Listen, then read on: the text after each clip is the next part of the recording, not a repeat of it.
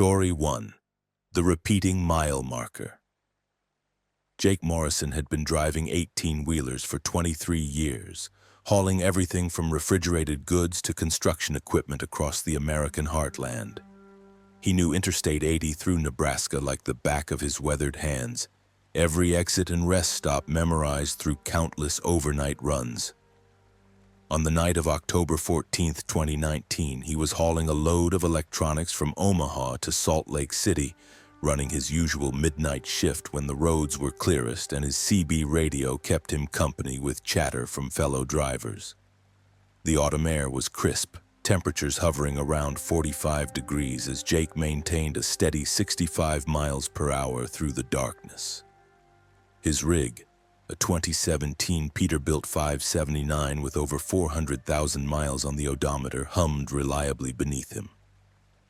The dashboard lights cast a soft green glow across his face as he sipped lukewarm coffee from a thermos, classic rock playing low on the radio. Mile marker 237 passed on his right, illuminated briefly in his headlights before disappearing into the blackness behind him. Everything felt normal, routine, comfortable in the way that only comes from years of experience. The road ahead stretched endlessly into the night, painted yellow down the center by his high beams. Occasional headlights from eastbound traffic flashed past in the opposite lanes, brief moments of connection in the vast emptiness of the Nebraska plains. Jake had another 6 hours before his scheduled rest stop in Cheyenne, Wyoming. Plenty of time to make good progress and stay ahead of his delivery schedule. Then he saw mile marker 237 again. At first, Jake thought he had simply misread the number, maybe caught a glimpse of 273 or 327 in the darkness and confused the digits. But as the marker passed, he clearly saw the reflective white numbers. 237. His brow furrowed as he checked his GPS unit mounted on the dashboard. According to the satellite reading, he was at mile marker 241, having traveled 4 miles since the last marker he consciously noticed. The discrepancy made no sense, but he shrugged it off as fatigue playing tricks with his perception, maybe the coffee not doing its job as well as usual. He turned up the radio slightly, letting the music fill the cab more completely, and rolled down his window a few inches to let the cold night air sharpen his senses. The wind whistled through the crack, carrying the smell of distant fields and earth. Jake's eyes focused on the road, watching the white lines tick past in hypnotic rhythm. 10 minutes later, approximately 7 miles by his estimation, another mile marker appeared in his headlights. Mile marker 237. Jake's hands tightened on the steering wheel, knuckles going white beneath the dashboard glow. His heart rate picked up as he stared at the identical marker, definitely the same number, impossibly the same marker. He grabbed his CB radio handset, pressing the button to speak. "This is Big Jake eastbound on I-80. Anybody out there near mile marker 237 in Nebraska? I got a weird situation here." Static answered him, broken and empty. No voices responding despite the 3 or 4 conversations he had heard just 20 minutes earlier. The GPS now showed him at mile marker 248. He had driven continuously forward, never exiting, never turning, never slowing below 65 miles per hour, yet the same physical marker kept appearing. Jake's mouth went dry as he tried to rationalize what was happening. Maybe the State Highway Department had somehow put up duplicate markers by mistake, an administrative error that placed multiple signs with the same number along this stretch. It seemed unlikely, but it was the only logical explanation his mind could grasp. Except the markers looked identical in every detail. The same small dent in the lower left corner, the same rust stain running down from the mounting bolt, the same slight lean to the left, maybe 5 degrees off vertical. Jake had noticed these details the second time, and now, seeing them repeated exactly, his stomach twisted with an anxiety he had never felt in 23 years of night driving. He checked his fuel gauge, 3/4 full, approximately 150 gallons remaining. The odometer continued advancing normally, now showing 401,247 miles total. His speedometer held steady at 65.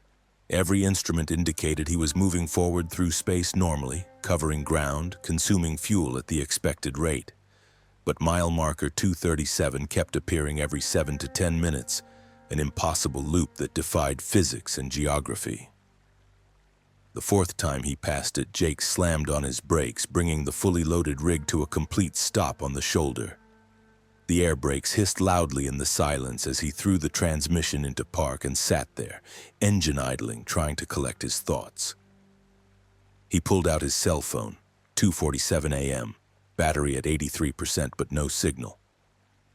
That wasn't unusual in rural Nebraska, but it added to his growing sense of isolation and wrongness. Jake climbed down from the cab, his boots crunching on the gravel shoulder. He walked back toward the mile marker, his flashlight cutting through the darkness. The metal sign reflected his beam, showing him the number clearly, 237. He reached out and touched it, feeling the cold metal, the reality of it solid beneath his fingers. The rust was real, rough against his skin. The dent was real, slightly sharp where the metal had been creased inward.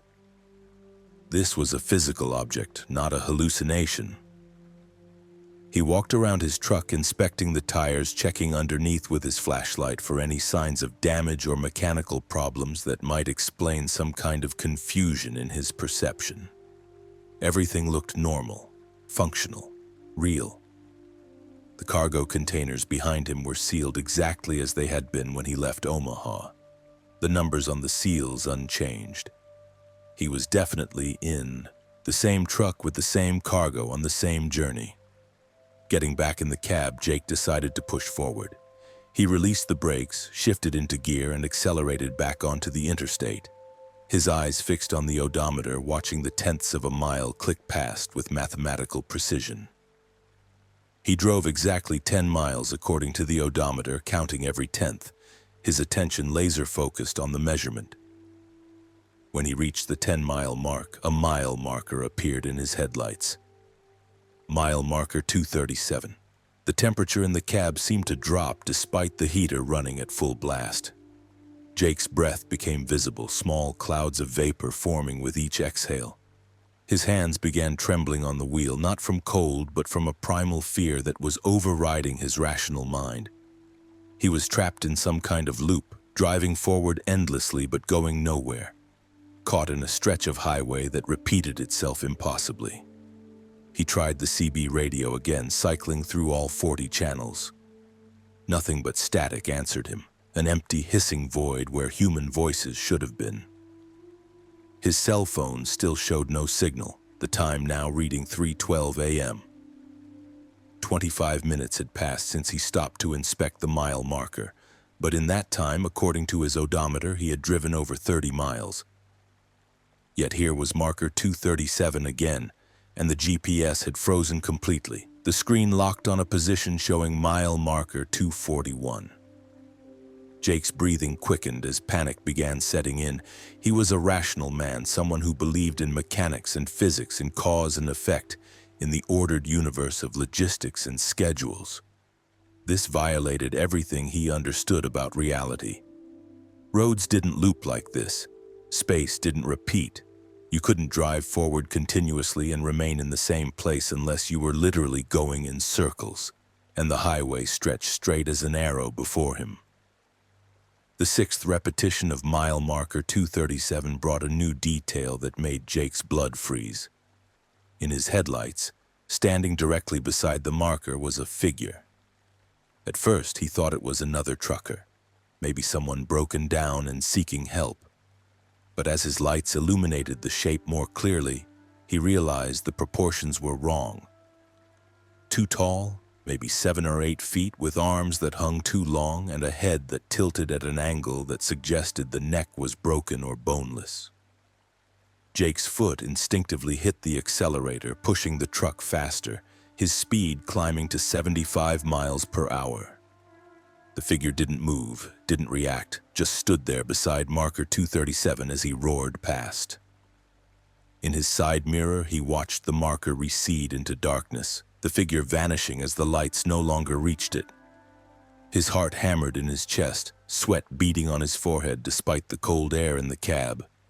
He drove faster, pushing 80 miles per hour now, the truck shaking slightly with the speed and the weight of the cargo. The white lines became a blur beneath him, the darkness pressing in from all sides. He didn't know what he was trying to outrun, but every instinct screamed at him to get away, to break free of whatever was holding him in this impossible loop. Mile marker 237 appeared again, and the figure was closer to the road now, standing almost on the white line. Jake swerved slightly to avoid it, his trailer fishtailing momentarily before he regained control. The figure's head followed his movement, tracking him as he passed, though it had no visible eyes, just a smooth surface where a face should have been. The wrongness of it made bile rise in Jake's throat. He was crying now, tears streaming down his face as he pushed the truck to its limits. The engine roared, the transmission straining, his speedometer touching 85. The 7th repetition came faster, and the figure was in the road itself, forcing Jake to swerve around it. The 8th repetition showed 3 figures, all standing at impossible heights, their 2 long arms reaching toward him as he blasted past. Then, without warning, everything changed.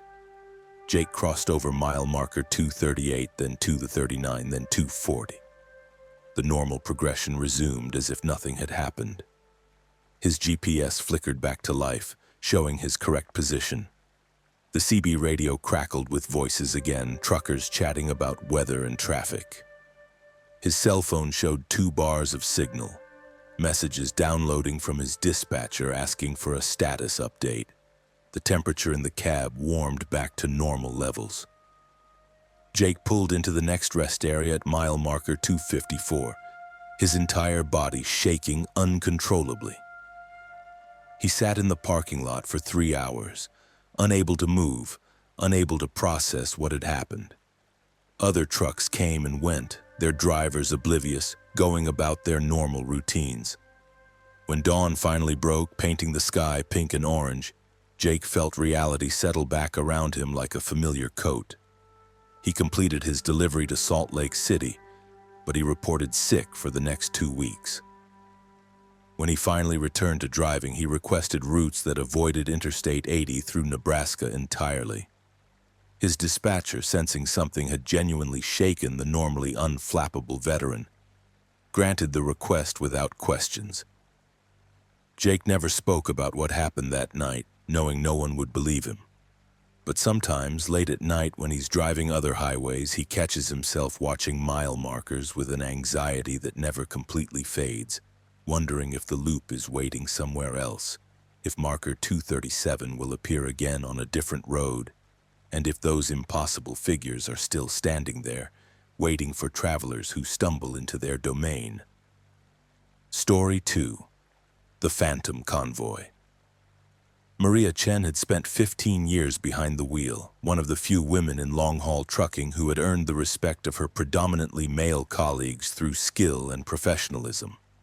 On March 22, 2021, she was hauling a load of industrial machinery parts from Detroit to Dallas, running the overnight shift down Interstate 65 through Kentucky. Her truck, a 2019 Kenworth T680, was equipped with all the latest technology, including collision avoidance systems, lane departure warnings, and a high-end GPS unit that her company had installed across their entire fleet. The night was moonless, thick clouds obscuring any natural light as Maria cruised through the darkness at a steady 68 miles per hour. She had crossed into Kentucky around midnight, planning to push through to Nashville before taking her mandatory rest break. The highway was relatively empty, just the occasional vehicle passing in the opposite direction. Her CB radio played soft country music from a station out of Louisville, and she had a fresh cup of coffee secured in her cup holder, steam rising from the lid. At 1:33 a.m., according to the digital clock on her dashboard, Maria noticed lights in her mirrors. A convoy of trucks was approaching from behind, their headlights creating a chain of illumination in the darkness. She counted 7 sets of lights, all traveling close together, closer than safety regulations typically recommended. The lead truck pulled into the passing lane and began overtaking her, its engine sound oddly muted despite the size of the rig. As the first truck drew alongside, Maria glanced over, a habit born from years of acknowledging fellow drivers. What she saw made her breath catch. The truck was old, incredibly old, appearing to be from the 1950s or early 1960s, a style she recognized from vintage truck shows and museums. The paint was faded, rust visible along the panels, and the cab had the rounded, bulbous design characteristic of that era. But it was moving, running, keeping pace with her modern vehicle despite its apparent age. The driver's window was dark, tinted, or simply shadowed beyond her ability to see inside. As the truck passed and pulled ahead of her, Maria noticed the license plate was unreadable, corroded, or deliberately obscured. The trailer behind the cab was a simple box design, also showing extreme age and weathering. Her rational mind tried to explain it as a restored vintage truck, maybe enthusiasts traveling together, but something about it felt profoundly wrong. The second truck passed her, identical to the first. Then the third, fourth, fifth, sixth, and seventh, all perfectly matching in their ancient design and deteriorated condition. They formed up in the right lane ahead of her, traveling in a tight formation with maybe 20 feet separating each vehicle. Maria's speedometer still showed 68 miles per hour, but the convoy seemed to be maintaining exactly the same speed, creating a rolling roadblock of vintage trucks that made no logical sense. She reached for her CB radio, switching to channel 19, the main trucker channel. "This is Maria Chen heading southbound on I-65. Anybody else seeing this convoy of old trucks near mile marker 92? Static answered her initially, then a voice crackled through, male and weathered. "What convoy, sweetheart? I'm about 5 miles behind you, not seeing anything unusual up ahead." Maria's hands tightened on the wheel as she stared at the 7 trucks clearly visible in front of her, their taillights glowing red in the darkness. "There's 7 vintage trucks. Look like they're from the 50s or 60s, all running together right in front of me." The male voice responded after a pause, concern evident in his tone. "Maria, I got you on my ADS-B tracker. I can see your transponder signal. There's no other trucks within 2 miles of your position.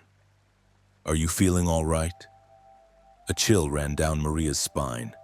Her truck's ADS-B system automatically broadcasted her position to other vehicles equipped with the technology, creating a virtual map of traffic.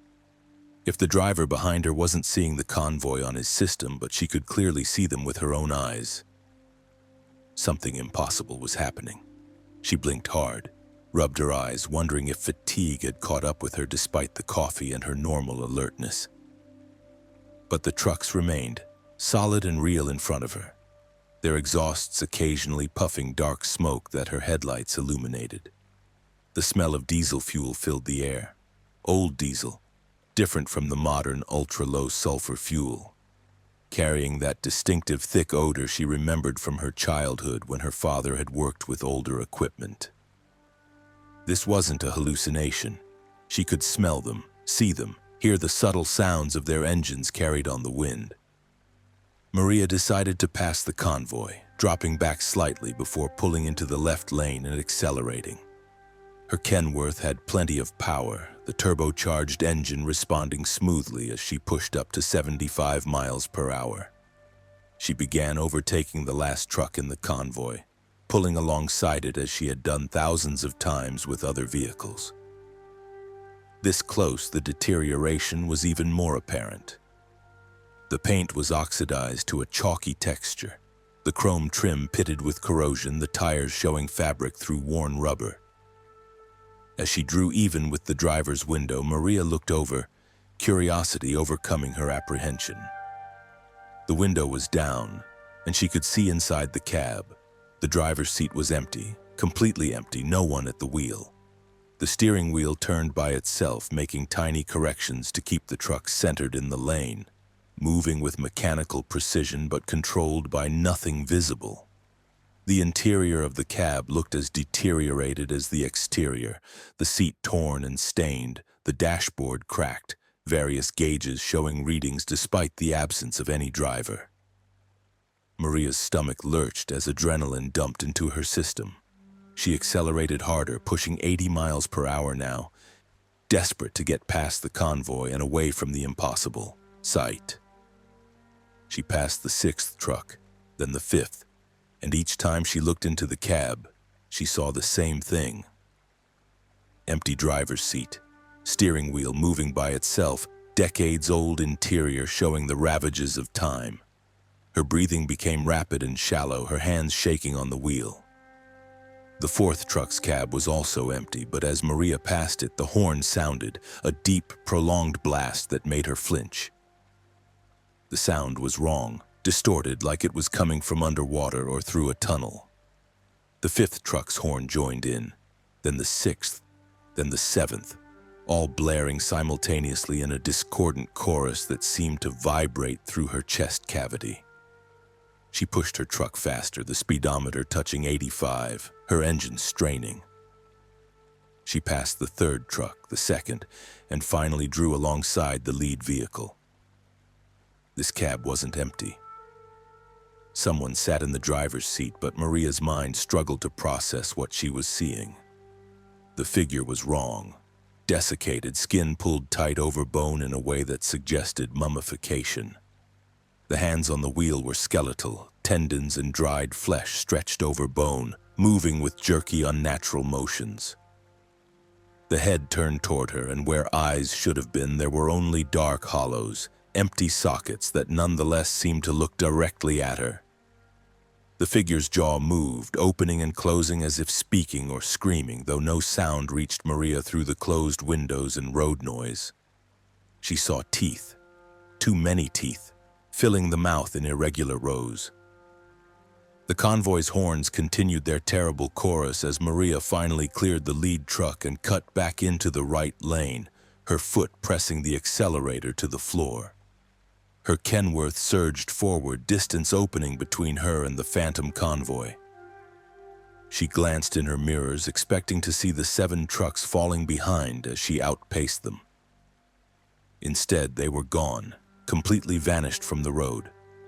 Her mirrors showed only empty highway stretching into the darkness. No lights, no vehicles, nothing. Maria's CB radio crackled to life, the same male voice from before speaking with urgency. "Maria, you still there? Your transponder showed you hit 87 miles per hour and weaving between lanes. What's going on?" Maria tried to respond, but her voice came out as a croak. She cleared her throat and tried again. "The convoy is gone. Did you see anything pass you? 7 trucks should have come by you by now." The response was immediate. "Negative, Maria. Highway's empty except for you and me. You really should pull over and take a break. You sound shaken up."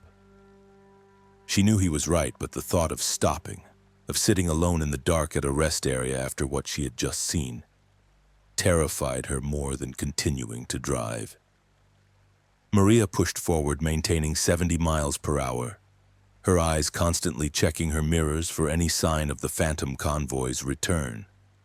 The miles ticked by slowly, each minute feeling like an hour, her heart rate refusing to settle back to normal. At mile marker 117, Maria passed a historical marker sign, briefly illuminated by her headlights. She caught partial words. "Tragic accident, 1963, 7 trucks," before it disappeared behind her. Her blood turned to ice as the implications crashed over her. She had to know more, had to confirm what her intuition was screaming. At the next exit, she pulled off the highway and into a well-lit truck stop, parking under the brightest lights she could find. Inside the truck stop, Maria asked the night clerk about the historical marker. The elderly man behind the counter nodded slowly, recognition crossing his weathered face. "Oh, you saw that marker? terrible thing that happened back in '63. 7 trucks traveling together in bad weather, convoy carrying parts for military vehicles down to Fort Campbell. Fog rolled in real thick and the lead driver missed seeing that the road curved. Took all 7 trucks right off the highway and down an embankment. All the drivers were killed instantly. They say it was so bad, took them days to pull all the trucks out, and they never did recover all the remains properly. Maria felt her legs go weak and she had to grip the counter to steady herself. What date did it happen? The clerk thought for a moment before answering. March 22nd, 1963. Almost exactly 58 years ago, I suppose. Strange you should ask about it today of all days. Maria looked at her phone. March 22nd, 2021. Exactly 58 years to the day. She spent the rest of the night in the truck stop, drinking coffee and sitting under the fluorescent lights. Unable to shake the image of that skeletal driver turning to look at her. When dawn finally broke, she continued her journey to Dallas, but she reported the incident to her dispatcher, requesting a psychological evaluation and some time off. The company granted both, concerned about one of their most reliable drivers reporting such an extreme experience. Maria returned to work 3 weeks later, but she transferred to daytime routes exclusively, refusing all overnight assignments. She never drove past that stretch of Interstate 65 in Kentucky again, always rooting around it even if it added hours to her journey. Her colleagues noticed the change, the way she tensed up when anyone mentioned night driving or vintage trucks, but they respected her too much to press for details. Late at night, when she can't sleep, Maria sometimes researches the 1963 accident, finding old newspaper articles and accident reports. 7 trucks, 7 drivers, all dead on March 22nd. The photos show vehicles that match exactly what she saw that night. The rounded cabs, the simple box trailers, even details like the style of the chrome trim. She knows what she experienced was impossible, but she also knows it was real as the steering wheel beneath her hands, or the road beneath her tires. And every year on March 22nd, Maria makes sure she's nowhere near a highway, nowhere near a truck, safely at home with the lights on and the television playing, trying not to think about empty cabs and skeletal hands turning phantom steering wheels through the eternal darkness of that Kentucky highway. Story 3. The rest stop that wasn't there. Thomas Bradley had been a long-haul trucker for 19 years, specializing in temperature-controlled cargo that required careful attention and strict scheduling.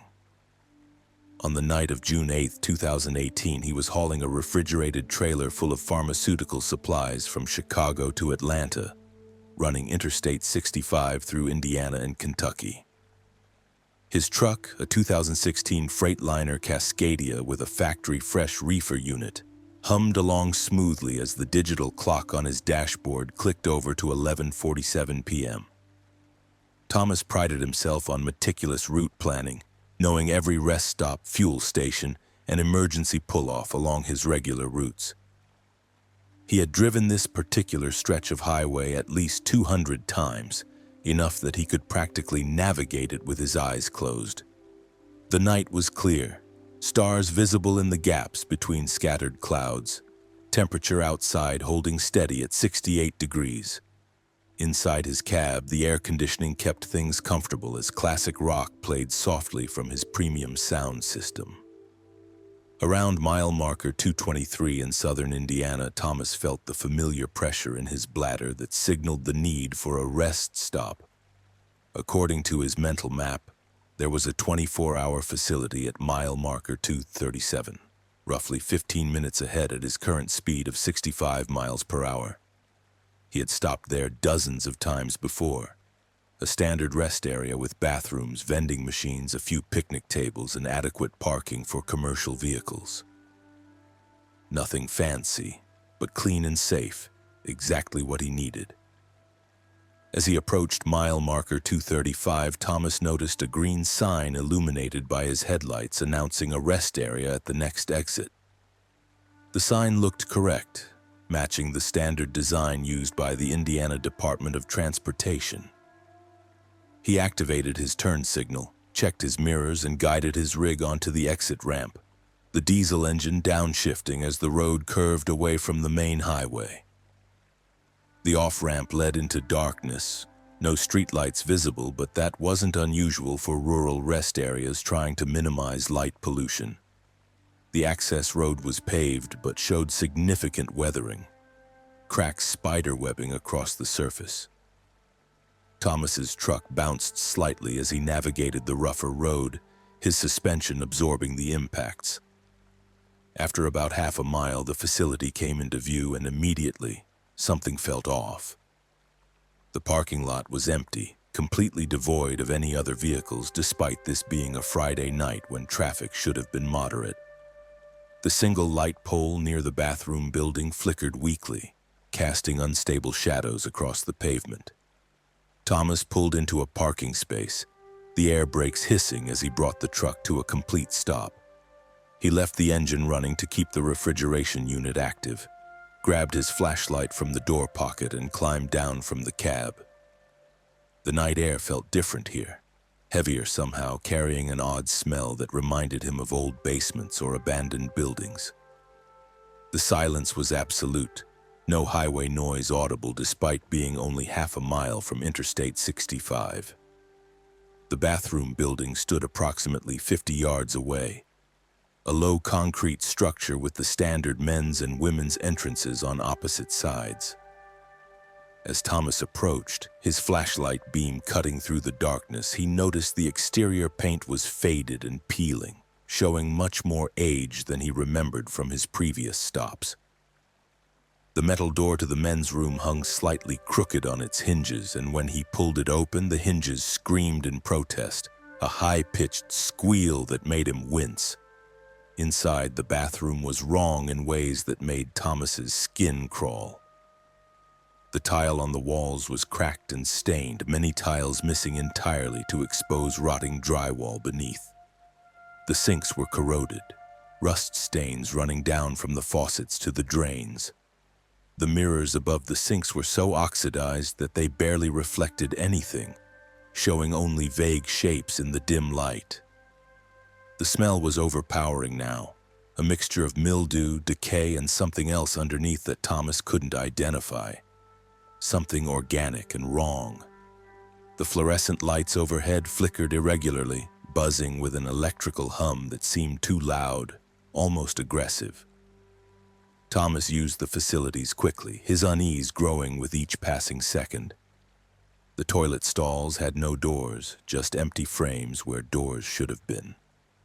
Graffiti covered the walls, but unlike typical rest stop vandalism, these markings were strange symbols and characters he didn't recognize, some appearing to be carved deeply into the concrete rather than written with markers.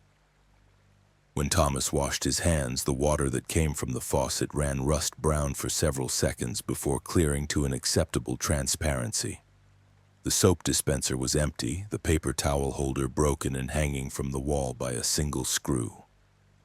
He dried his hands on his jeans and headed for the exit, eager to get back to his truck and return to the highway. Something about this place felt fundamentally wrong, like he had stumbled into somewhere that existed outside normal space. Pushing through the squealing door, Thomas emerged back into the parking lot and stopped dead in his tracks. His truck was gone.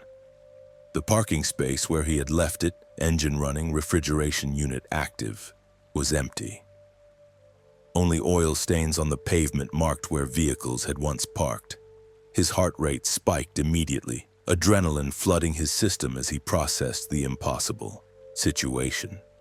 He had been inside the bathroom for maybe 3 minutes, certainly no more than 5. No one could have stolen his truck in that time without him hearing the engine rev or the air brakes release. Thomas ran to the spot where his truck had been, his flashlight beam sweeping across the empty pavement. No tire tracks, no signs of movement, nothing to indicate how or where his vehicle had gone. He spun around, checking the entire parking lot, thinking maybe he had misremembered which space he had chosen. But the lot was completely empty. No vehicles anywhere, just cracked pavement and faded parking space lines glowing faintly in the flickering light from the single working lamp post. His hand went to his pocket, pulling out his cell phone. No signal, not a single bar, the screen showing only no service where the carrier information should have been. Thomas tried calling anyway, first his dispatcher, then 911, but the calls wouldn't connect, failing immediately with an error message. His panic was rising now, his professional calm eroding under the weight of the inexplicable situation. A $70,000 truck with $30,000 worth of pharmaceutical cargo had vanished while he used a bathroom. Thomas walked toward the access road that led back to the highway, thinking he would walk out to the interstate and flag down help. But as he approached where the road should have been, he found only forest, dense trees growing so close together that passage would be nearly impossible. The paved road he had driven in on was gone, replaced by vegetation that looked decades old, massive oaks and maples with trunks too thick to wrap his arms around. The pavement ended abruptly, giving way to forest floor thick with undergrowth. He turned back toward the rest area, his breathing rapid and shallow. This couldn't be happening. Roads didn't just disappear. Trucks didn't vanish into thin air. Thomas forced himself to think logically, methodically. He must have gotten disoriented somehow, emerged from a different door of the bathroom building and misidentified directions. He walked around the building, checking all sides, looking for a different access road. Nothing. On every side, dense forest pressed in close, the trees appearing ancient and undisturbed. The parking lot and bathroom building sat like an island in the middle of an old-growth forest, accessible by no visible road, isolated completely. Thomas's mind raced through possibilities. Extreme disorientation? A head injury he didn't remember receiving? Some kind of hallucinogen released in the bathroom? Nothing made sense. He was a rational man, experienced and level-headed, not prone to panic or flights of imagination. But the evidence before him denied all rational explanation. He tried his cell phone again, opening the GPS application. The screen showed a blue dot indicating his location, but the dot sat in the middle of a green expanse marked as Forest Preserve, miles away from any road. According to the GPS, he was standing in the middle of protected wilderness, not at a rest area off Interstate 65. The map showed no roads, no buildings, no infrastructure of any kind within 5 miles of his supposed position. Thomas refreshed the app, thinking it was glitching. The same impossible location appeared. The temperature seemed to be dropping despite the mild June weather. Thomas's breath began showing as faint vapor, and the crickets and night insects that should have been a constant soundtrack in the summer forest were completely silent. The only sound was the flickering buzz of the single working light pole, irregular and unsettling in the absolute quiet. Thomas walked back to the bathroom building, thinking he might find some kind of information inside. A phone number for maintenance, something that might help him understand. Inside the men's room, everything had changed. The deterioration was more advanced now, the walls showing water damage and mold growth that definitely hadn't been there during his first visit minutes earlier. The graffiti had multiplied, covering every available surface with those strange symbols. The mirrors were completely black now, oxidized beyond any reflective capability. And on one wall, written in what looked like finger-painted rust or dried blood, were words that made Thomas's blood freeze. "You shouldn't have stopped here. You shouldn't have gotten out. Go back to the beginning." Thomas ran from the bathroom, his flashlight beam bouncing wildly as he sprinted across the parking lot. His mind was fracturing under the impossibility, the carefully constructed rationality he had built over 19 years of professional driving crumbling. He reached the spot where his truck had been, dropped to his knees and pressed his palms against the oil-stained pavement, trying to feel something, anything that might anchor him to reality. And then he heard it. the distant sound of a diesel engine growing closer. Thomas's head snapped up, his eyes scanning the darkness beyond the parking lot. Lights appeared in the forest, headlights cutting through the trees impossibly, moving along a road that didn't exist. A truck was approaching, a big rig, and as it drew closer, Thomas recognized it. His truck. His Freightliner Cascadia with the refrigerated trailer emerging from the forest on a road that appeared to form out of nothing, pavement materializing beneath the tires. The truck pulled into the parking lot and stopped in the same space where Thomas had originally parked. The engine idled for a moment, then shut off. The driver's door opened and Thomas watched himself climb down from the cab, flashlight in hand, moving toward the bathroom building. The figure walked past where Thomas knelt on the pavement, passing within 10 feet, but showed no sign of seeing him, no awareness that another person was present. Thomas tried to speak, to call out, but no sound would come from his throat. He watched his doppelganger enter the bathroom, the door squealing on its hinges. Understanding crashed over Thomas like a physical wave. Go back to the beginning. He was stuck in some kind of loop, trapped in a moment that repeated eternally. But the instructions had said, go back, not watch again. There had to be a way to break the cycle, to reverse whatever had happened. Thomas ran toward the bathroom, his legs pumping, his lungs burning.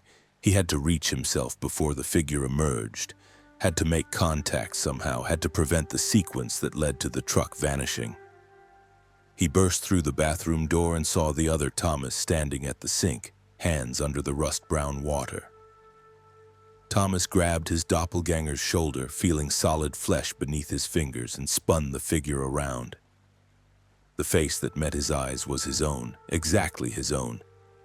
But the expression was wrong, twisted, showing teeth in a grimace that was part smile and part agony.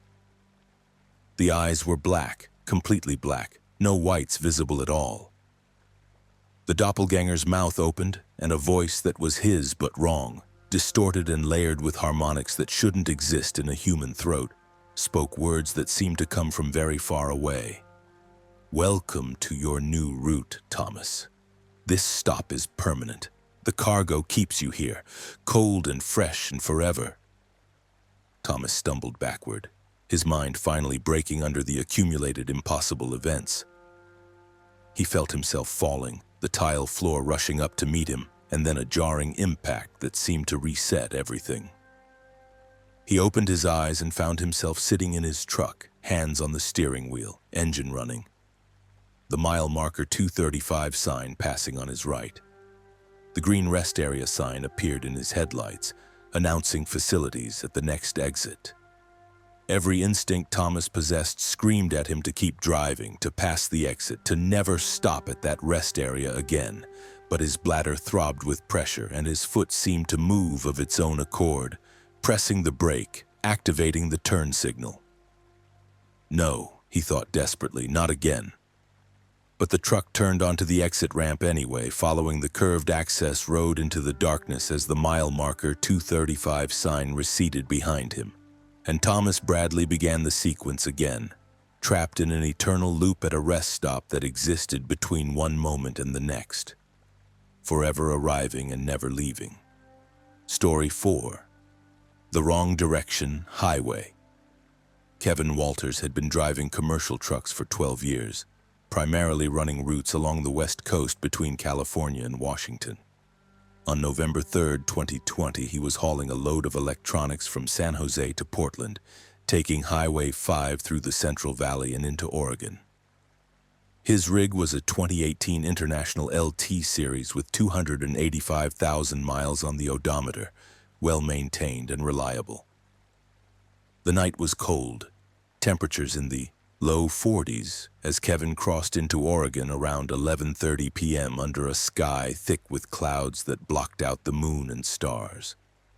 The terrain through this section was mountainous, Highway 5 climbing and descending through the Siskiyou Range with steep grades that required careful throttle control.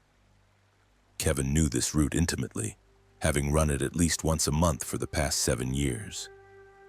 He could anticipate every curve, every grade change, every elevation shift. The highway stretched ahead into darkness, illuminated only by his headlights and the occasional reflective sign marking distances and directions. At mile marker 14, just past the small town of Hornbrook, California, Kevin noticed something odd about the road ahead. The painted lines seemed to be reflecting his headlights differently, showing a yellowish tint instead of the usual white for the lane markers. He blinked, thinking his eyes might be playing tricks after hours of night driving, but the discoloration persisted. The center line looked normal, yellow as it should be, but the lane markers on his right were definitely off color. Kevin checked his mirrors and the road behind him. Everything looked normal there. Standard white lane markers and a yellow center line receding into the darkness. He glanced at his GPS unit, which showed him on Highway 5 heading north, exactly where he should be. The elevation reading matched what he expected for this location, approximately 2,300 feet above sea level. His speedometer held steady at 60 miles per hour, an appropriate speed for the mountain highway at night. Then the overhead sign appeared, green and reflective in his headlights, announcing, "Portland 287 miles." Kevin's hands tightened on the steering wheel. That distance was wrong, significantly wrong.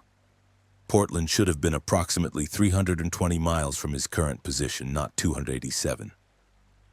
A difference of 33 miles meant either the sign was misplaced, which seemed unlikely for a major interstate highway, or somehow he had traveled further than his instruments indicated.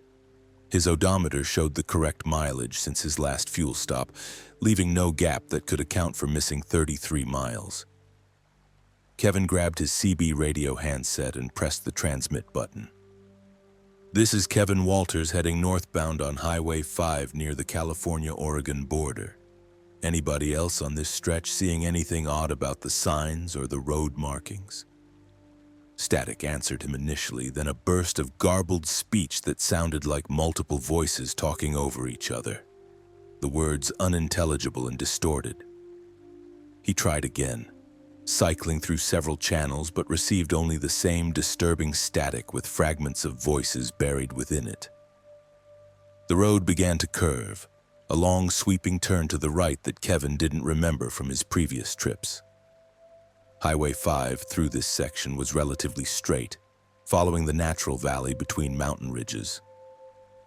Major curves were rare and well marked, but this turn was sharp enough that he had to reduce speed to 55 miles per hour, his trailer leaning slightly as it followed the tractor around the bend.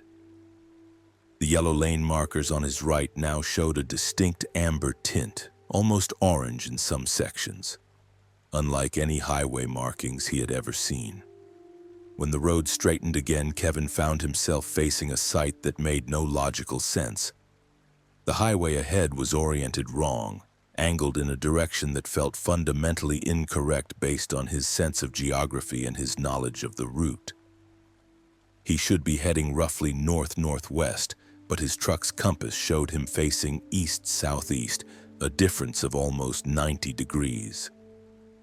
The compass must be malfunctioning, he thought, perhaps interference from power lines or some geological feature affecting the magnetic field.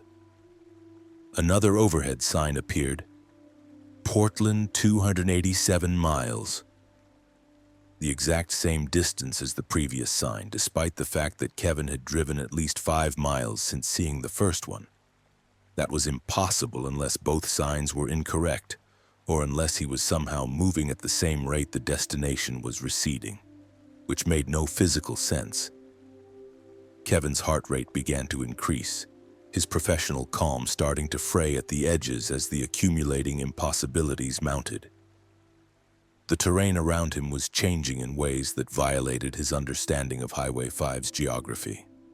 The steep mountain walls that should have flanked the highway were absent, replaced by relatively flat land that extended into the darkness on both sides. Occasional trees appeared in his headlights, but they were wrong species, thick-trunked deciduous trees unlike the mixed conifer and pine forests typical of the Siskiyou Range. Kevin had driven past these mountains hundreds of times and knew their profile intimately. This wasn't right. He tried his cell phone, pulling it from the cradle mounted on his dashboard. The screen showed full signal strength, which surprised him given the mountainous terrain that typically created dead zones throughout this section. But when he tried to open his mapping application, the phone's screen froze, showing only a spinning loading indicator that never resolved. He attempted to dial his dispatcher, but the phone wouldn't complete the connection, instead displaying an error message. Number cannot be reached from this location. Kevin noticed his fuel gauge was reading lower than it should. He had filled up completely in Eureka, California, approximately 35 miles back, and his truck's fuel consumption rate was well documented at around 6 miles per gallon. By his calculation, he should have used less than 6 gallons, leaving him with approximately 145 gallons in his tanks. But the gauge showed only half full, indicating he had consumed over 75 gallons somehow, implying he had driven over 450 miles instead of 35. The mathematics didn't work. The instruments were lying, or reality itself was distorting around him. Kevin's breathing became shallow as anxiety tightened his chest. He was a careful man, methodical and precise, someone who trusted instruments and measurements. Having those certainties dissolve was profoundly disorienting, like the ground falling away beneath his feet while still somehow remaining solid enough to walk on. Another overhead sign passed. Portland 287 miles. Then another curve, this one to the left, again uncharacteristic of Highway 5's normally straight trajectory through this region. Kevin navigated the turn and found himself facing a sight that stopped his breath entirely. In the distance, perhaps 5 miles ahead, were lights, a vast spread of illumination that suggested a major city. But there were no cities of any significant size along this section of Highway 5. The largest communities were small towns of a few thousand people, not the sprawling metropolitan area those lights implied. As Kevin drew closer, the city's skyline became visible, silhouetted against the faint glow of ambient light. Tall buildings rose into the night sky, dozens of them creating a distinctive profile. Kevin recognized that skyline. He had seen it thousands of times in his life. It was Portland, Oregon. But Portland shouldn't be visible from this location. Highway 5 approached Portland from the south, entering through suburbs and industrial areas with the downtown skyline not becoming visible until you were practically in the city. And Portland was supposed to be 287 miles away, or 320 miles, or some knowable distance that couldn't be covered in 45 minutes of driving. Kevin checked his clock. 12:17 a.m. He had crossed into Oregon at 11:30 p.m., approximately 47 minutes ago. Even at the highest speeds his truck could manage, over 90 miles per hour sustained, he couldn't have covered 320 miles in that time. But the city ahead was undeniably Portland. Its distinctive bridges visible now over the Willamette River, the steel framework of the St. John's Bridge unmistakable even from a distance. His GPS unit, which had been showing him on Highway 5 in the mountains, suddenly updated, the map jumping to show him approaching Portland from the south, exactly where the city's lights indicated he should be. The abrupt transition was jarring, like reality had skipped, jumped forward, eliding hours and hundreds of miles in an instant. Kevin's hands were shaking now, trembling visibly on the steering wheel. He took the first exit he saw, pulling off Highway 5 onto a side road and bringing his truck to a stop in an empty parking lot near what appeared to be a closed gas station. The engine idled as he sat there, trying to process what had just happened, trying to fit the experience into any rational framework. He grabbed his logbook from the passenger seat, the paper record where he meticulously tracked his driving time, rest breaks, and locations.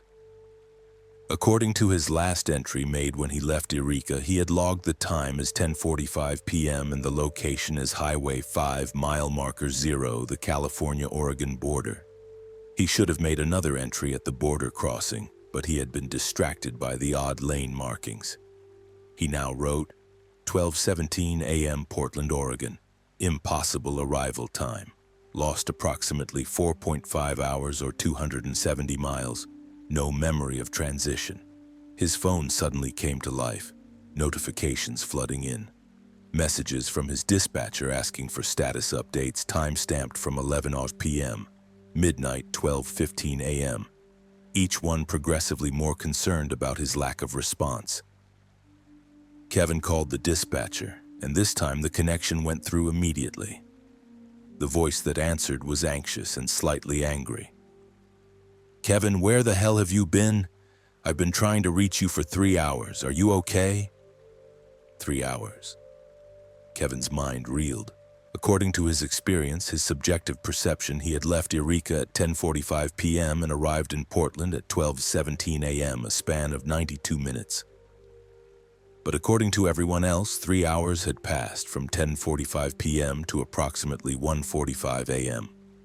Except his clock showed 12:17 a.m., not 1:45 a.m. Time itself had become inconsistent, flowing at different rates for him versus the rest of the world. Kevin explained what he could to his dispatcher, though even to his own ears the account sounded insane. Disappearing miles, impossible distances, time skips, a highway that bent in directions it shouldn't go and delivered him to destinations faster than physics allowed. The dispatcher, to his credit, didn't dismiss the account immediately, instead instructing Kevin to park for the night, get some rest, and report to a company medical facility in the morning for a complete evaluation. "Don't drive any more tonight, Kevin. Something's wrong, either with the truck's systems or with you, and we need to figure out what before you get back on the road." Kevin ended the call and sat in the darkness of his cab, the engine still idling, the refrigeration unit for his trailer humming steadily in the background. He checked his fuel gauge again. Still reading half full, impossible given that he should have consumed maybe 10 gallons total between Eureka and Portland, leaving him with over 140 gallons. But the gauge was consistent with having driven the full 320 miles at normal fuel consumption rates. The physical evidence suggested he had made the full journey, but his experience, his memory, his watch and truck clock insisted that only 92 minutes had passed. The next morning, after a restless night sleeping in his cab, Kevin delivered his load to the Portland distribution center. He reported to the medical facility as instructed, where doctors ran cognitive tests, neurological examinations, drug screens, and various other evaluations. Everything came back normal. No evidence of stroke, no signs of seizure activity, no substances in his system that might cause hallucinations or time distortion. Physically and mentally, Kevin was completely healthy, but the missing time remained unexplained. The company's GPS tracking system showed a gap in Kevin's location data between 11:47 p.m. and 1:43 a.m., nearly 2 hours where his transponder hadn't reported his position. Then at 1:43 a.m. he appeared in Portland, having somehow crossed 287 miles of highway without his tracking system recording the journey. The truck's engine computer showed consistent operation throughout, fuel consumed matching the full distance traveled, but Kevin's own experience and his truck's clock told a different story. Kevin returned to work after a week of leave, but he requested different routes, avoiding Highway 5 through the Siskiyou Range. The company granted the request without argument, disturbed enough by the tracking system anomaly and Kevin's detailed report to take the situation seriously. Kevin never spoke publicly about what happened that night, knowing how insane it would sound, but he kept meticulous records of the event, including his logbook entries, fuel receipts, GPS data, and the medical evaluations showing his competence. Sometimes late at night when he's driving other highways, Kevin wonders about that missing time, those elided miles, the highway that bent in impossible directions and delivered him across distances that should have taken hours in a fraction of that time. He wonders if there are other roads like that, shortcuts through space or time that open and close unpredictably, catching travelers who happen to be in the right place at the right moment. He wonders if he could find that entrance again if he tried, and whether he would want to, knowing what he knows about how reality can bend and break along lonely highways when the night is deep and the world is sleeping. Story 5. The Static Voice. Rebecca Torres had been driving trucks for 8 years, mostly regional routes up and down the East Coast between Maine and Georgia. On February 19, 2019, she was hauling a load of furniture from High Point, North Carolina to Boston, Massachusetts, running northbound on Interstate 95 through Virginia. Her truck was a 2017 Peterbilt 389 with a customized interior she had spent considerable time and money perfecting, including a high-end CB radio setup that allowed her to communicate clearly with other drivers across long distances. The night was cold, temperatures in the mid-30s with occasional light snow flurries that melted as soon as they hit her windshield. Rebecca had left High Point around 6 p.m., planning to push through to a rest area in Maryland before taking her mandatory break. The highway was moderately busy, typical for a Tuesday evening with a steady flow of vehicles heading north. Her radio played soft jazz from a satellite station, and she sipped hot tea from an insulated tumbler, staying alert and comfortable. Around 10:30 p.m., as she passed through the outskirts of Richmond, Virginia, Rebecca's CB radio suddenly crackled to life with a burst of static that made her wince and reach for the volume control. But before she could adjust it, a voice came through, male and urgent. "Somebody help me, please. I'm stuck. I can't get out. The doors won't open and the water is rising. Please, if anybody can hear me, I'm drowning. Send help." Rebecca immediately grabbed her CB handset and responded. "This is Rebecca Torres on I-95 northbound near Richmond. I copy your distress call. What's your location? Are you in a vehicle? What mile marker?" Static answered her, thick and broken. Then the voice came through again, slightly clearer this time, but with an odd echoing quality that made it sound like the speaker was in a large, empty space. "The truck went off the road into the water. I can't break the windows, it's so cold. The water is up to my chest now. Please help me." Rebecca's heart pounded as she processed what she was hearing. A truck had gone off the road into water. The driver was trapped and drowning. She needed to get emergency services to the location immediately. "What's your position? Give me a mile marker, an exit number, any landmarks you remember before you went off the road." She was already reaching for her cell phone with her other hand, ready to dial 911 as soon as she had location information. The voice continued, desperation growing more apparent with each word. "It's so dark. I can't see anything. The water is freezing. Please, I have a wife, I have kids. I don't want to die like this. Why isn't anybody helping?" Rebecca keyed her CB again, trying to keep her own voice calm and reassuring despite the adrenaline flooding her system. "I'm going to help you. Emergency services are standing by. I just need to know where you are. What highway were you on? What direction were you traveling?" Static washed over the voice, breaking up the transmission. Then fragmentary words came through. "Interstate 95, southbound, mile marker, water so cold." Rebecca immediately dialed 911 on her cell phone, getting through to a dispatcher within 2 rings. She explained the situation rapidly, relaying what she had heard over the CB radio. The dispatcher sounded skeptical initially, but agreed to send units to search the southbound lanes of I-95 for any signs of a vehicle off the road.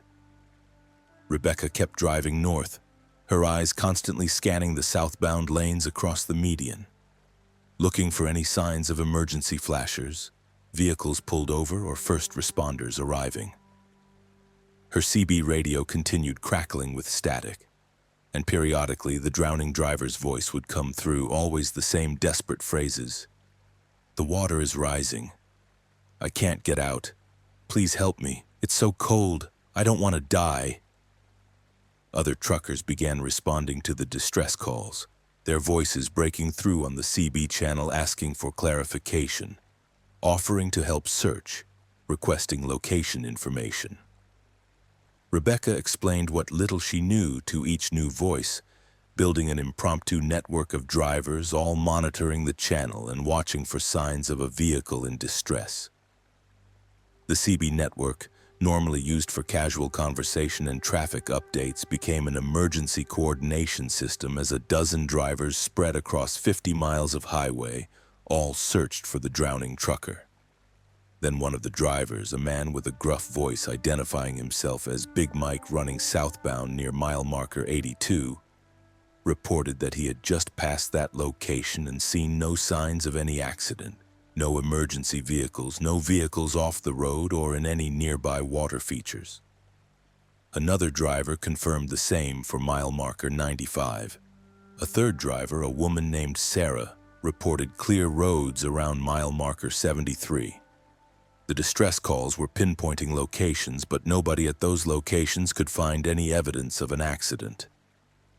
Rebecca's phone rang, the 911 dispatcher calling back. "Ma'am, we've had state police units search the area you reported. There's no vehicle in the water, no signs of skid marks or barriers damaged, no evidence of any accident. Are you certain you heard what you think you heard?"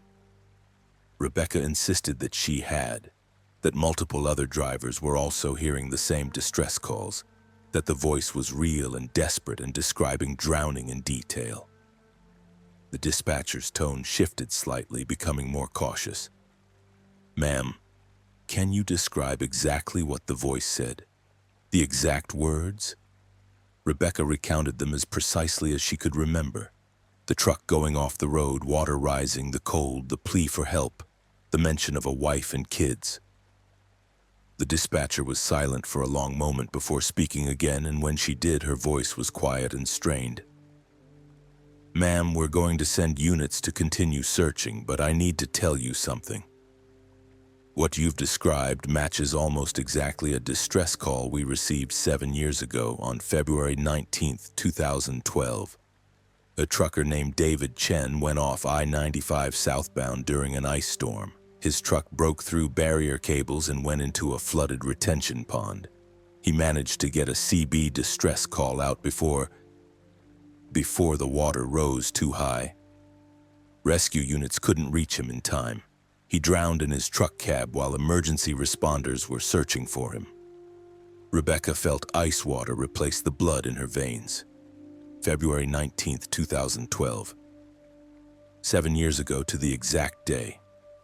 She was hearing a dead man's final moments, somehow replaying over the CB radio, an echo from the past bleeding through into the present. "That's not possible," she said, her voice barely a whisper. "I'm hearing him right now live. He's calling for help right now." The dispatcher sighed, a sound heavy with resignation. "You're not the first person to report this. Every year on the anniversary, we get calls about CB distress signals matching David Chen's last transmission. Multiple truckers report hearing it, always on February 19th, always the same words. We don't understand it. The original investigation was thorough. He's gone, ma'am. He died 7 years ago. What you're hearing is, we don't know what it is, an echo, a recording somehow, maybe something else. But there's nobody drowning tonight, at least not physically." Rebecca ended the call, her mind struggling to accept what she had been told. The voice was still coming through her CB radio, same desperate pleas, same description of rising water and freezing cold and the desire not to die alone. She listened more carefully now and realized the transmissions were looping, repeating in a cycle that took approximately 4 minutes before starting over.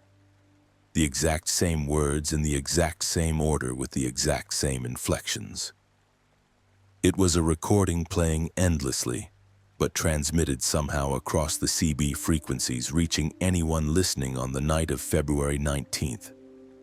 Over the next hour, Rebecca monitored the channel as other drivers gradually realized what they were hearing. Some refused to accept it, insisting that someone was playing a sick prank. Others fell silent, disturbed by the implications. A few, the veterans who had been driving for decades, admitted they had heard similar phenomena before, echoes and voices that shouldn't exist broadcasting over the CB bands on certain nights at certain locations. One old-timer with a thick southern accent shared a story about hearing the final transmission from a driver who had a heart attack and died at the wheel, his truck crossing the median and hitting an oncoming vehicle.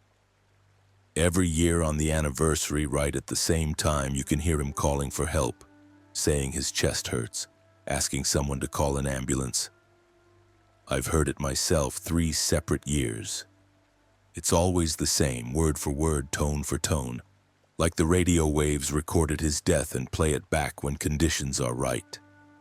Rebecca tried to change channels on her CB, switching away from channel 19 where the distress calls were broadcasting. But on channel 21 she found the same transmission, David Chen's voice pleading for rescue from water that had drowned him 7 years ago. Channel 15, the same voice. Channel 27, identical transmission. No matter what channel she selected, the drowning man's final moments followed her, filling her cab with his terror and desperation. She turned off the CB radio completely, cutting the power, and for a few blessed moments there was silence, only the sound of her truck's engine and the gentle hiss of tires on pavement. Rebecca tried to focus on driving on the road ahead, on the ordinary task of navigating her route, but then her regular radio, the one tuned to satellite jazz, crackled with static, and David Chen's voice emerged from those speakers too. Impossible given the different technology and broadcast method. Please help me, the water is rising, it's so cold, I don't want to die. Rebecca pulled into the next rest area, her hands shaking so badly she could barely control the truck. She parked under the brightest lights available, killed the engine, and sat in sudden silence. With the power off, both radios should have been completely dead. But faintly, barely audible, she could still hear the voice. Not from the speakers now, but from the air itself. A whisper that seemed to come from everywhere and nowhere. I'm drowning. Please help me, please.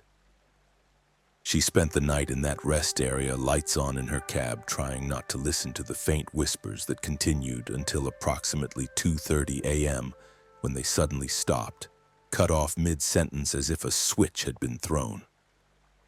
Rebecca later learned that 2:31 a.m. on February 19, 2012 was the estimated time of David Chen's death, when the water had finally risen above his head, and his broadcasts had ceased forever.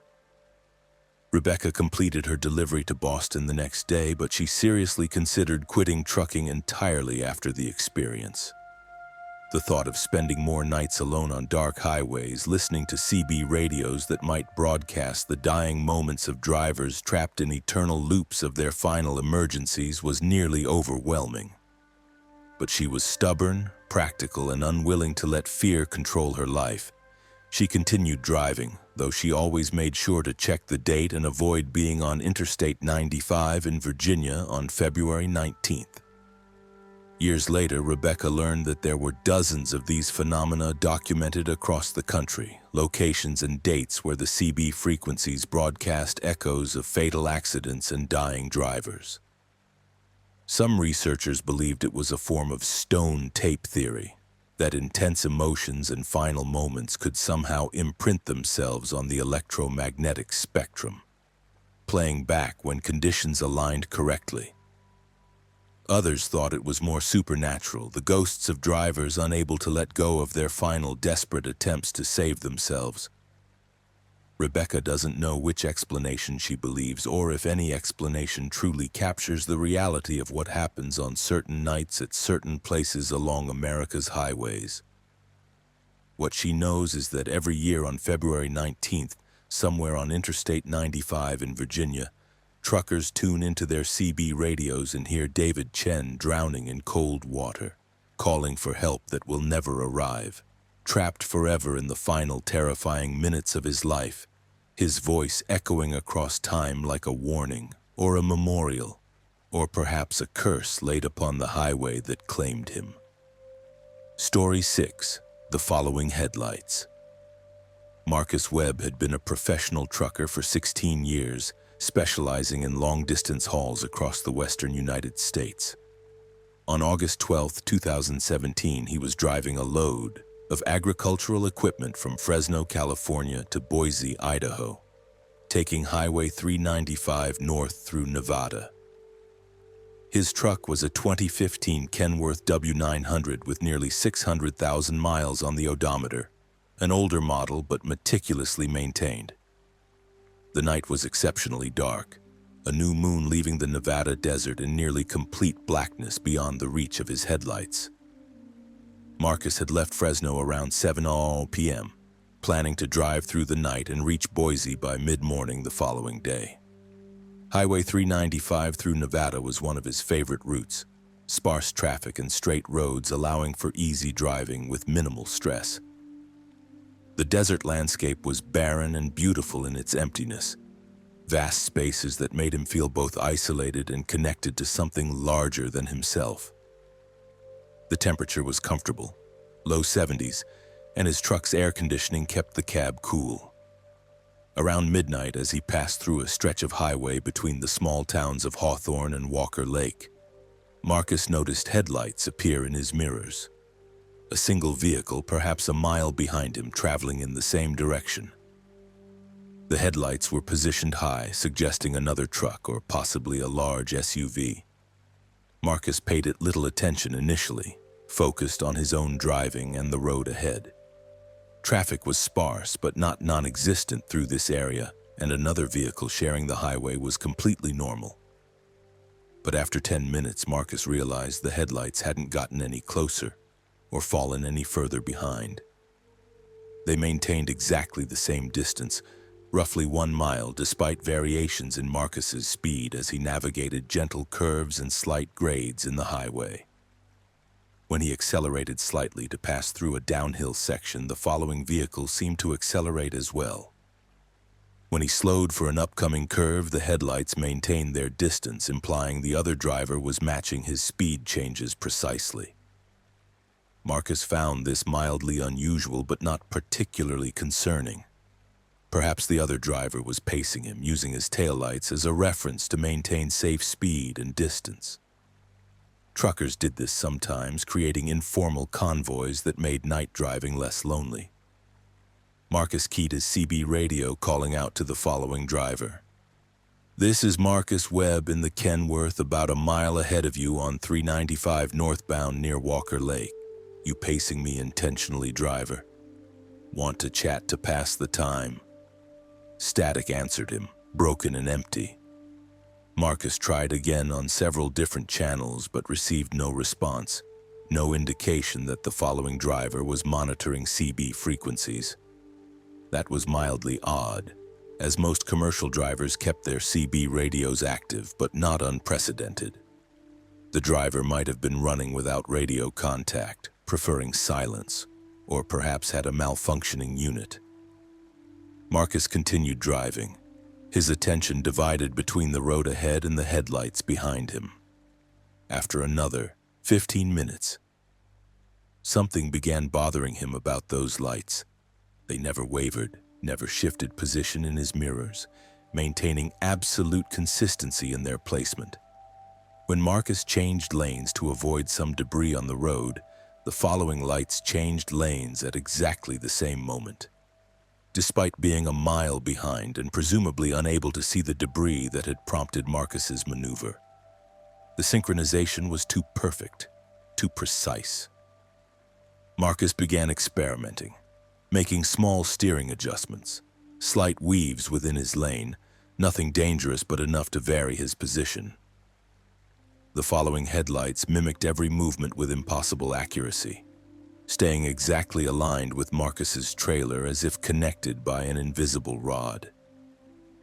A vehicle a mile behind shouldn't be able to mirror his movements that precisely. The driver wouldn't be able to see Marcus's subtle adjustments from that distance in the darkness.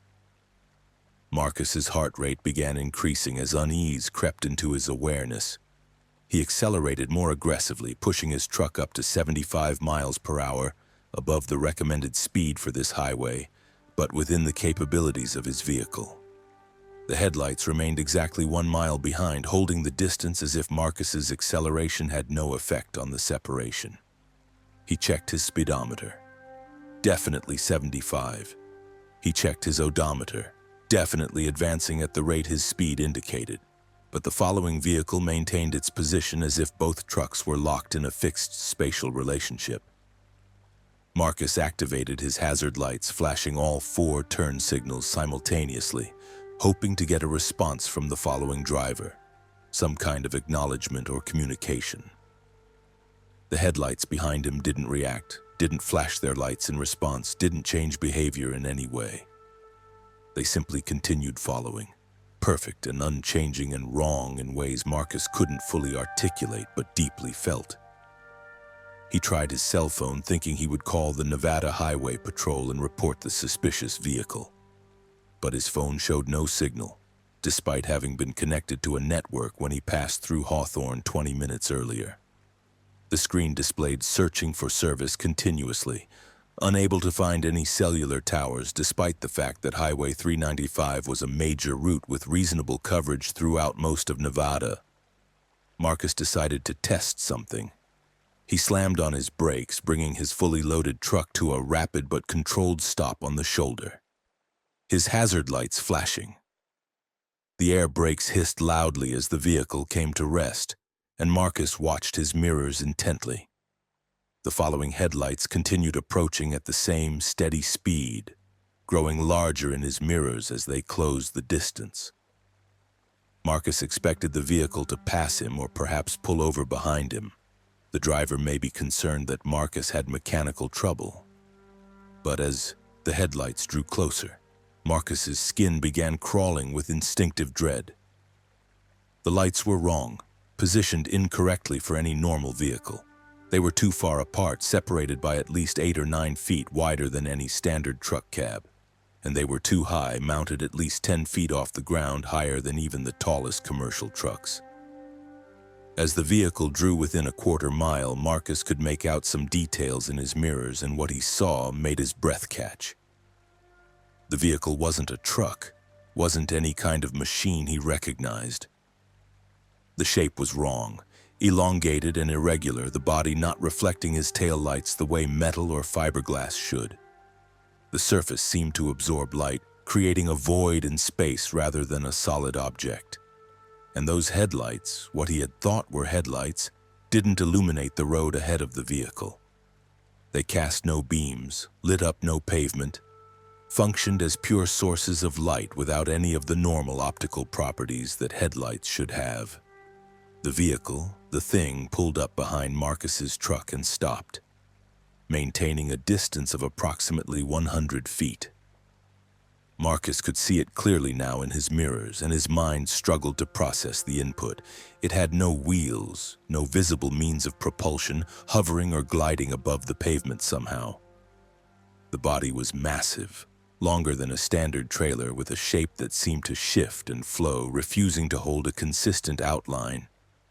And those lights, those horrible lights, weren't lights at all but openings, voids, holes in the surface of the thing that led to somewhere else, somewhere bright and empty and infinite. Marcus's hand shook as he reached for the door handle, some primitive instinct screaming at him to run, to get away from the truck, to flee into the desert on foot. But before he could move, the thing began changing. The body extended, stretched forward, moving without traveling, the space between it and Marcus's truck compressing without the thing actually moving forward. The rear of Marcus's trailer was suddenly only 50 feet from those void lights, then 30 feet, then 20. Marcus released the air brakes and slammed the accelerator to the floor, his engine roaring as the truck surged forward. The tires screamed as they grabbed pavement, the vehicle leaping ahead with desperate speed. Marcus pushed his truck to its absolute limit, the speedometer climbing past 80 miles per hour, components straining under the stress. He didn't dare look at his mirrors, too terrified of what he might see, focusing all his attention on the road ahead and extracting every possible bit of speed from his vehicle. For 5 minutes that felt like hours. Marcus drove in absolute terror, his hands locked on the wheel, his foot buried in the accelerator pedal. Then gradually he became aware that the pressure, the sense of being followed by something wrong and hungry was fading. He risked a glance at his mirrors and saw only darkness, no lights, no pursuing entity. He was alone on the highway again, just a single truck traveling through the Nevada night. Marcus maintained his high speed for another 10 miles before gradually slowing back to legal limits. His heart was still pounding, adrenaline flooding his system, his shirt soaked with sweat despite the cool air conditioning. When he reached the town of Yarrington, he pulled into the first gas station he found, parking under the brightest lights available. He sat in his cab for 20 minutes, shaking uncontrollably, before finally getting out to use the bathroom and buy coffee. The attendant, a young man in his 20s, noticed Marcus's condition immediately. "You okay, man? You look like you've seen a ghost." Marcus almost laughed at that. The understatement was so profound. Not a ghost, something worse, something that defied categorization. He mumbled something about a close call with a drunk driver and paid for his coffee, avoiding further conversation. Marcus didn't sleep that night, too wired and too frightened to close his eyes. He drove straight through to Boise, arriving 6 hours early for his delivery appointment, and spent the time in a busy truck stop surrounded by other drivers and bright lights and the comforting noise of human activity. He reported no mechanical issues with his truck, no strange experiences, nothing that would get him flagged for psychological evaluation or mandatory rest periods. But Marcus researched what he could about Highway 395 through Nevada, looking for any reports of similar experiences. He found scattered accounts on trucker forums and paranormal websites, stories of vehicles that followed too perfectly, lights that weren't lights, things that pursued drivers through the desert darkness. Most accounts were dismissed as hallucinations or pranks, but a few were detailed and credible, written by experienced drivers who had encountered something on that highway that defied explanation. One post particularly caught Marcus's attention, written by a driver named Sarah Johnson in 2014. She described being followed by lights through the same section of highway between Hawthorne and Walker Lake. Lights that maintained perfect distance and mirrored her movements. She had stopped her truck and watched as something approached, something without wheels or visible structure, something with openings where headlights should be.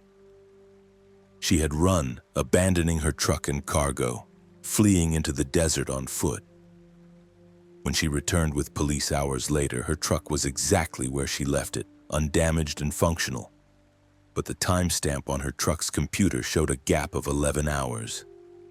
Despite only 3 hours passing by her watch and the police officers' chronometers. Marcus never drove Highway 395 through that section of Nevada again. He rerouted all his Fresno to Boise runs through Oregon instead, adding 6 hours to the journey but avoiding the stretch of desert where something hunted. His company questioned the routing change, but Marcus cited road conditions and personal preference, and eventually they stopped asking. The few drivers he trusted enough to share the story with reacted with either skepticism or shared unease. Some admitting they had felt uncomfortable on certain highways without being able to explain why. Sometimes Marcus wonders what would have happened if he hadn't accelerated, if he had stayed stopped and let the thing reach his truck. Would he have vanished like some drivers were rumored to have done, trucks found abandoned with no sign of their operators? Would he have been taken somewhere else? Somewhere bright and empty like the void visible through those terrible lights? Or would the thing have simply passed through him, doing something to his mind or soul that would have left him fundamentally changed? He doesn't know, and he's grateful he doesn't. What Marcus knows is that some highways aren't just roads through space, they're passages through stranger territories, places where the rules thin and things that shouldn't exist hunt for travelers who venture too deep into the darkness. And Highway 395 through Nevada between Hawthorne and Walker Lake is one of those places, a stretch where the pavement leads not just north but into dimensions where predators with headlights like portals wait for prey that travels alone through the midnight hours. Story 7. The Passenger Who Wasn't There.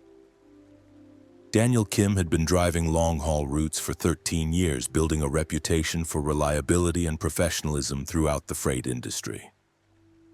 On September 5, 2016, he was hauling a load of textiles from Atlanta, Georgia to Minneapolis, Minnesota, taking Interstate 65 north through Tennessee and Kentucky.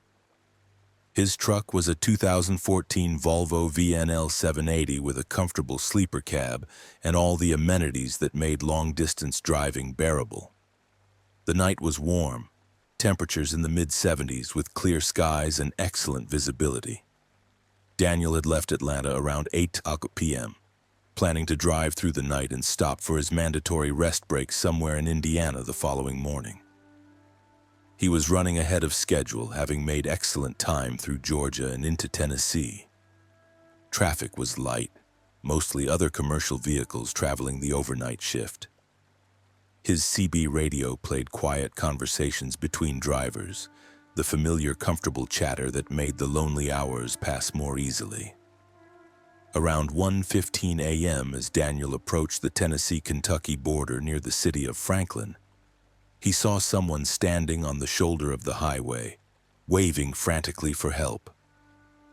The figure was illuminated by Daniel's headlights as he approached, revealing a young woman maybe in her mid-20s wearing jeans and a white t-shirt. She looked distressed, her movements urgent and desperate. Daniel's first instinct was to help, but his training and experience cautioned against picking up strangers on isolated highways, especially at night. However, as he drew closer, Daniel saw a vehicle behind the woman, a small sedan with its hood raised, clearly broken down. The hazard lights were flashing and steam or smoke rose from the engine compartment. This wasn't a random hitchhiker or potential threat. This was someone genuinely in distress with a mechanical failure. Daniel made a quick decision, slowing his truck and pulling onto the shoulder approximately 50 yards beyond the disabled vehicle. He climbed down from his cab, grabbing his flashlight, and walked back toward the woman. She was already hurrying toward him, her face streaked with tears, her body language radiating relief. "Oh, thank God, thank you for stopping. My car overheated and died, and I've been standing here for an hour. Nobody would stop. My cell phone is dead. I can't call for help. Can you please let me use your phone or give me a ride to the next exit?" Daniel's protective instincts warred with his caution, but the woman seemed genuinely terrified and helpless. He agreed to let her sit in his truck while he called for roadside assistance on her behalf, a compromise that seemed safe enough. She thanked him profusely, introducing herself as Emma, and followed him back to his truck.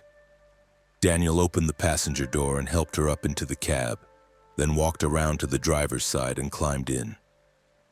Inside the cab with the interior lights on, Daniel got a better look at his passenger. Emma was pale, extremely pale, with dark circles under her eyes suggesting exhaustion or illness. Her clothing, while appearing normal at first glance, had an odd quality, slightly faded and worn in ways that suggested significant age. But her behavior was normal, grateful and slightly embarrassed about needing help, explaining that she had been driving from Nashville to Louisville when her car started overheating.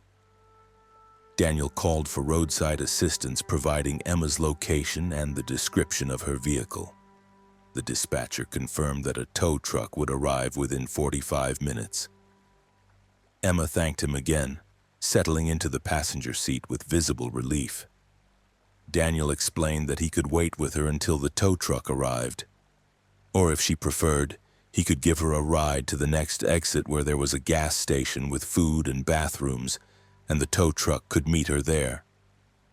Emma chose the latter option, saying she desperately needed to use a bathroom and get some water. Daniel agreed, put the truck in gear, and pulled back onto the highway. Emma sat quietly for a few minutes, looking out the window at the darkness passing by. Then she spoke, her voice soft and somewhat distant. "Thank you again for stopping. I was getting really scared. Some trucks passed by and I could see the drivers looking at me, but they didn't stop.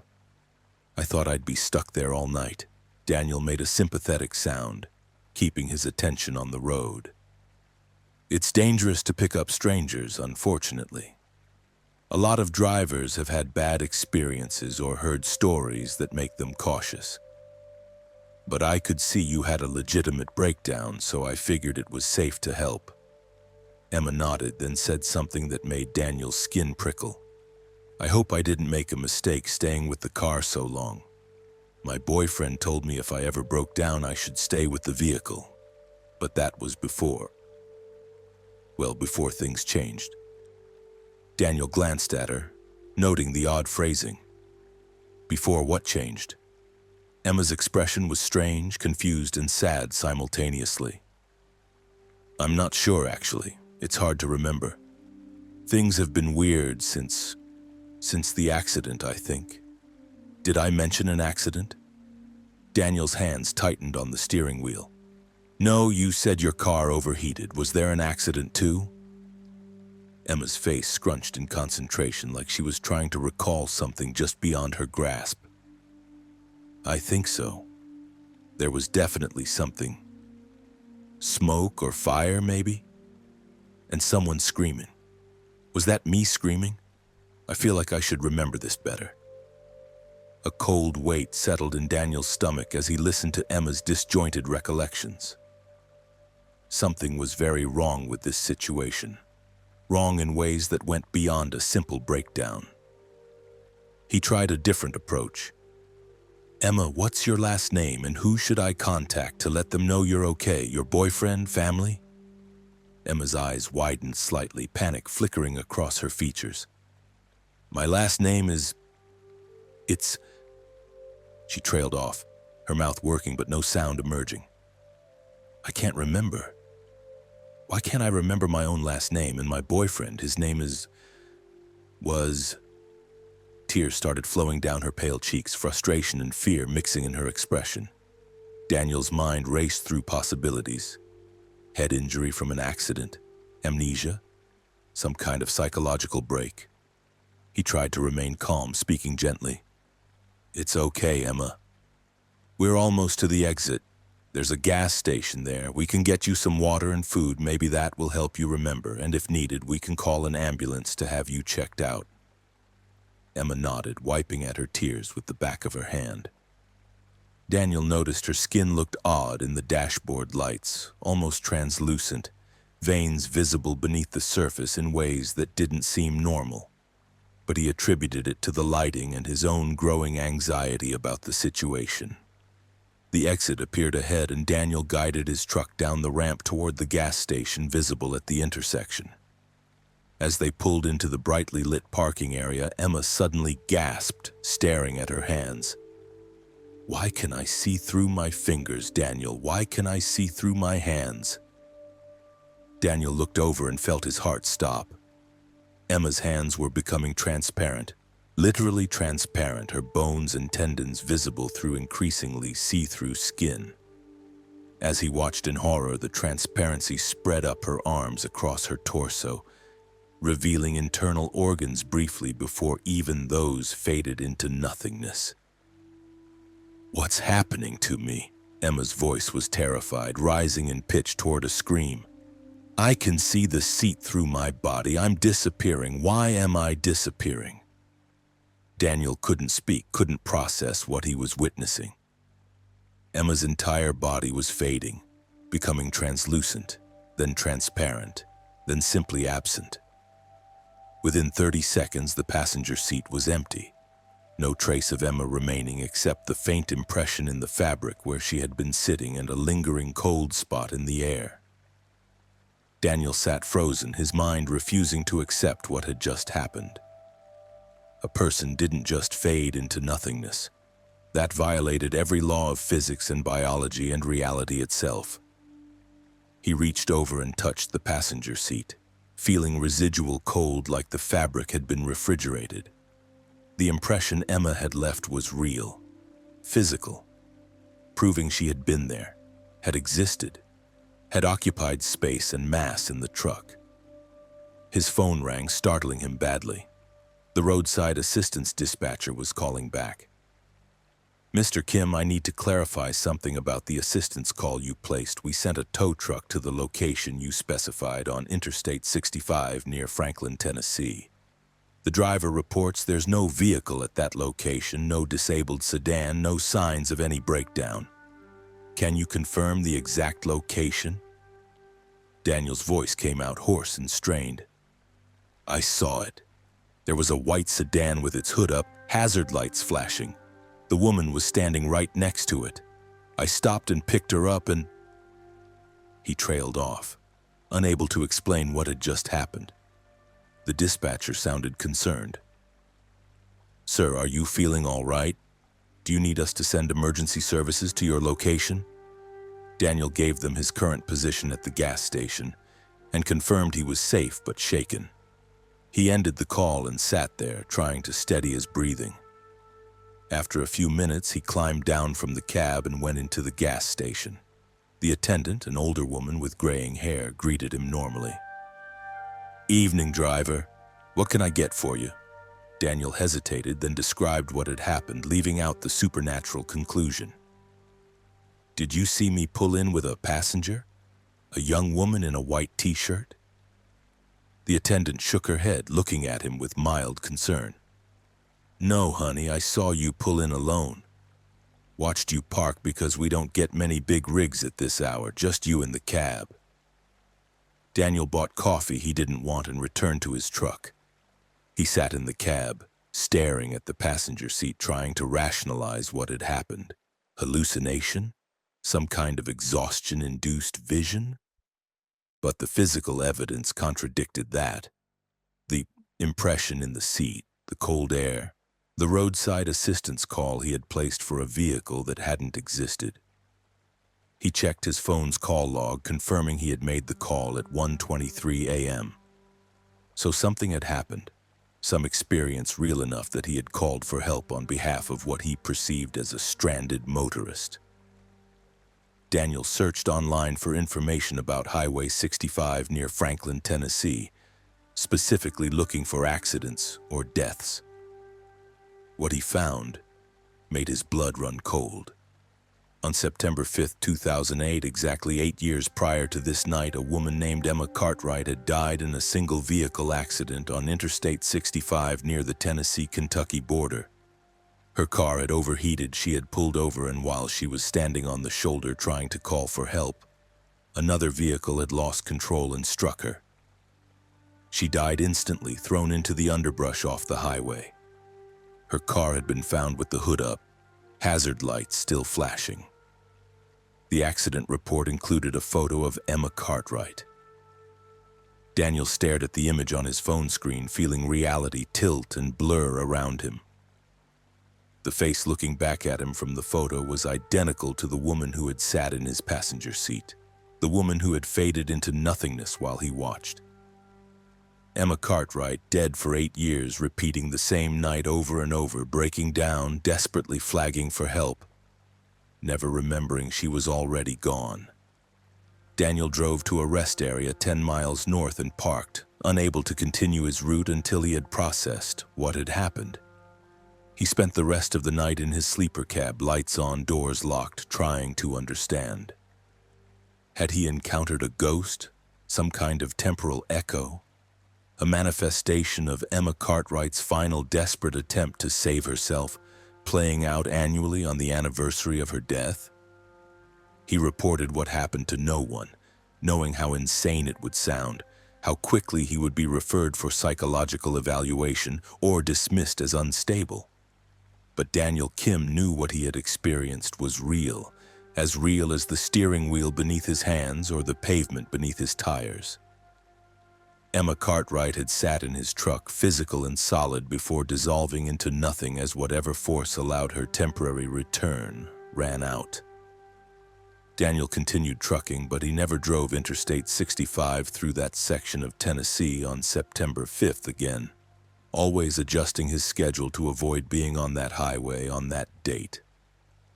He wondered how many other drivers had picked up Emma over the years, how many had watched her fade away, how many had kept silent about an experience so far beyond normal reality that speaking about it risked their careers and reputations. And sometimes, late at night when he's driving other highways on other dates, Daniel checks his passenger seat, making sure it's empty, making sure no translucent figure sits there with confused eyes and fading memories, trapped in an eternal loop of dying and returning, breaking down and seeking help that can never truly save her because she's already been dead for years. Her desperate wave from the shoulder of Interstate 65 forever unanswered in any way that matters. Story 8. The Cargo That Moved. Anthony Rodriguez had been a professional driver for 22 years, one of the most experienced haulers in his company's roster. On April 3, 2015, he was assigned an unusual job: transporting a sealed container from a medical research facility in Houston, Texas, to a government installation in Colorado Springs, Colorado. The cargo was classified, requiring special security clearance and a non-disclosure agreement that Anthony signed without reading carefully. Standard procedure for government contracts that paid exceptionally well. The container was loaded onto his trailer by facility personnel wearing full hazmat suits, which Anthony found concerning but not unprecedented for medical research materials. They assured him the container was completely sealed, environmentally controlled, and posed no danger as long as it remained intact. His only responsibility was to maintain a specific temperature in the trailer, 62 degrees Fahrenheit, and drive directly to Colorado Springs without unnecessary stops. The route was predetermined: Highway 287 north through Texas, cutting through Oklahoma and Kansas before entering Colorado. Anthony's truck was a 2013 Peterbilt 579 equipped with a sophisticated refrigeration system capable of maintaining precise temperatures. He departed Houston at 6 p.m., planning to drive straight through the night and arrive in Colorado Springs by late afternoon the following day. The container itself was unremarkable: a standard 20-foot shipping container painted gray with hazard markings and serial numbers stenciled on the sides. It had no windows, no visible seams except the sealed doors on one end, and it hummed quietly with internal machinery keeping the contents stable. The drive through Texas was uneventful, Highway 287 carrying him north through increasingly rural areas as the night deepened. Around 11:30 p.m., as Anthony passed through the small town of Quanah, approximately 200 miles northwest of Dallas, he became aware of sounds coming from the trailer. At first he thought it was mechanical, perhaps the refrigeration compressor cycling or cargo shifting slightly. But the sounds were rhythmic, almost like footsteps, and they were moving from one end of the trailer toward the other. Anthony checked his mirrors, seeing the trailer following normally behind him. No signs of doors coming open or structural failure. The sounds continued, definitely footsteps now, heavy and deliberate, pacing back and forth inside the sealed container. Anthony's first thought was that someone had stowed away inside the container, somehow hiding during the loading process. But that seemed impossible given the hazmat procedures and the sealed nature of the unit. He grabbed his CB radio and called back to the Houston facility, using the emergency contact number they had provided. A voice answered after 3 rings, professional and calm. "This is Facility 7. What's the nature of your emergency, driver?" Anthony explained what he was hearing: the footsteps inside the supposedly sealed and empty container. The voice was silent for a moment before responding. "Driver, maintain your route and do not, under any circumstances, open the container or attempt to investigate. The sounds you're hearing are normal. Continue to Colorado Springs. Normal? Anthony's voice rose in pitch. There's something alive in there walking around. How is that normal?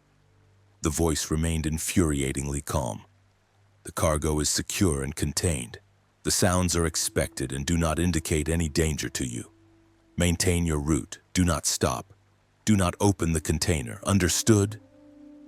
Anthony wanted to argue, to demand better explanations, but the tone left no room for discussion. Understood, he finally said, ending the transmission. The footsteps continued, sometimes slow and measured, other times rapid and frantic, like something pacing in agitation. Anthony drove faster, pushing his speed to 75 miles per hour, eager to reach Colorado Springs and offload whatever the hell he was transporting. His instructions had said the cargo was medical research, but what kind of medical research walked around inside sealed containers and generated sounds like heavy human footsteps? Around 1:00 a.m., as Anthony crossed into Oklahoma, the footsteps stopped abruptly, replaced by a new sound that made his skin crawl. Scratching, persistent and rhythmic, like fingernails or claws dragging across metal from the inside. The sound was loud enough to be clearly audible over his engine and road noise, suggesting whatever was making it was either very close to the trailer walls or applying significant force. Anthony turned off his radio, eliminating all cab noise, and listened carefully. The scratching moved along the trailer from the front toward the rear, then back again, as if something was systematically examining the interior walls looking for a weakness. Anthony's hands were sweating on the steering wheel, his heart rate elevated despite his attempts to remain calm. He was a rational man, not prone to supernatural beliefs or paranoid fantasies, but this situation was activating every primitive instinct that had kept his ancestors alive in the face of predators. Something in his trailer, something alive and aware, was testing the boundaries of its containment, and Anthony was alone on a dark highway in rural Oklahoma with whatever that thing was, just a thin metal wall behind his cab. The scratching intensified, focused now on one spot, a constant repetitive sound that suggested the thing had found a target and was working on it with methodical determination. Anthony accelerated to 80 miles per hour, the fastest he dared push his loaded truck on the two-lane highway. He grabbed his CB radio, changing channels rapidly, looking for any other drivers in the area. This is Anthony Rodriguez northbound on 287 in Oklahoma. Any drivers out there? I need someone to confirm they can see my trailer, make sure it's still intact. Emergency situation. A voice crackled back after a moment, female and concerned. This is Linda Hayes, about 2 miles behind you, Anthony. I can see your trailer lights. What's the emergency? Anthony explained quickly. The scratching sounds, the need to confirm the container was still sealed. Linda's voice came back after a minute of observation. Anthony, your trailer looks normal from here. Doors are closed, no visible damage. What's going on up there? Anthony thanked her and accelerated further, the truck now pushing 85, components straining but holding. The scratching suddenly stopped, replaced by an impact, a heavy boom that shook the entire trailer and made the truck fishtail slightly before Anthony regained control. Something had hit the trailer wall from inside with tremendous force, enough to rock a vehicle weighing over 30,000 pounds loaded. Another impact followed, then another, rhythmic and powerful, like something was charging the walls repeatedly. Anthony called the Houston facility again, his voice edged with panic now. This is Rodriguez. The cargo is trying to break out. I'm hearing impacts that are shaking my entire truck. What the hell am I transporting? The same calm voice answered, but Anthony detected a note of concern now. Driver, we're tracking your position. Maintain speed and continue en route. A security team is being dispatched to meet you at the Kansas border. Do not stop. The container is designed to hold. The cargo cannot escape. What is it? Anthony demanded. I have a right to know what I'm hauling. The voice hesitated, then spoke carefully.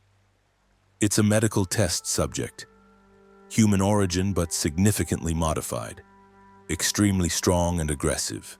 The container is reinforced, it cannot break through. But the subject becomes agitated during transport. You are not in danger as long as the container remains sealed. Human origin but significantly modified. The words echoed in Anthony's mind, filling him with horror and disgust. What kind of modifications created something strong enough to shake a truck trailer with its impacts? What kind of medical research turned a human being into something aggressive and dangerous enough to require containment in a sealed, reinforced container? Anthony realized he had accepted a job transporting something that was probably illegal, definitely unethical, and potentially catastrophic if it escaped. The impacts continued, growing more frequent and more violent. Anthony could hear metal groaning, not failing, but definitely stressed by forces it wasn't designed to handle. His speedometer touched 90 miles per hour, the truck vibrating with speed, the engine roaring. He passed through the small town of Boise City, Oklahoma, the few streetlights blurring past, and continued pushing north toward Kansas. Then, abruptly, all sound from the trailer stopped. Complete silence fell, broken only by engine noise and wind resistance. Anthony didn't feel relieved. The silence was somehow more terrifying than the sounds had been, suggesting the thing in the container had changed tactics, was planning rather than simply raging. Anthony reduced his speed to 75, trying to listen, trying to detect any indication of what was happening behind him. 5 minutes of silence passed. 10 minutes. Anthony was starting to think maybe the thing had exhausted itself, gone dormant, or into some kind of stasis. Then his trailer brakes activated without his input, an impossible occurrence because he hadn't touched the brake pedal. And the trailer brakes shouldn't activate independently except in emergency disconnection. His truck began decelerating rapidly despite his foot on the accelerator, the trailer brakes dragging against his engine's power. Anthony fought to maintain control as the truck slowed, his mind racing through possibilities. The brakes shouldn't activate on their own. The air system was controlled from the cab. There was no mechanism by which something inside the sealed container could affect the brake system. But the truck continued slowing, now down to 40 miles per hour, then 30, then 20. Anthony steered toward the shoulder, knowing he couldn't safely stop on the highway, but having no choice as his vehicle's speed dropped toward zero. The truck came to rest on the gravel shoulder, engine still running but overwhelmed by the trailer brakes. Anthony sat frozen, terrified to get out, terrified to remain inside. The silence from the trailer continued, absolute and oppressive. His CB radio crackled to life, the Houston facility voice speaking with urgency. "Rodriguez, why have you stopped? You were instructed to maintain speed. Get moving now." "The trailer brakes engaged on their own. I can't disengage them. The truck won't move." Anthony's voice was shaking. The response was immediate and harsh. "That's impossible. The brakes can't engage without air pressure from the cab. You must have activated them." Anthony insisted he hadn't, that something else was controlling the truck, but the voice on the radio didn't believe him. Then Anthony heard it, the sound of the container doors opening, the heavy metal groan of seals breaking, latches releasing, doors swinging outward. He looked in his side mirror and saw the container doors standing open, the interior dark and seemingly empty. But something was moving in that darkness, something large enough to fill most of the container's volume, and it was emerging. Anthony didn't wait to see what would come out. He released the truck's parking brake, put the transmission in gear, and floored the accelerator. The engine screamed as it fought against the trailer brakes, but the truck's power was superior. The vehicle lurched forward, slowly accelerating despite the dragging trailer brakes. Anthony felt a massive impact against the back of the trailer, something hitting it with force that suggested immense mass and strength. The truck fishtailed, tires losing grip briefly before catching again. In his mirror, Anthony saw something on the highway behind him, illuminated briefly by his taillights before the distance and darkness obscured it.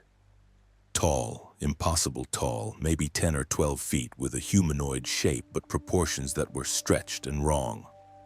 The arms were too long, hanging nearly to the ground. The head was too small, perched atop an elongated neck.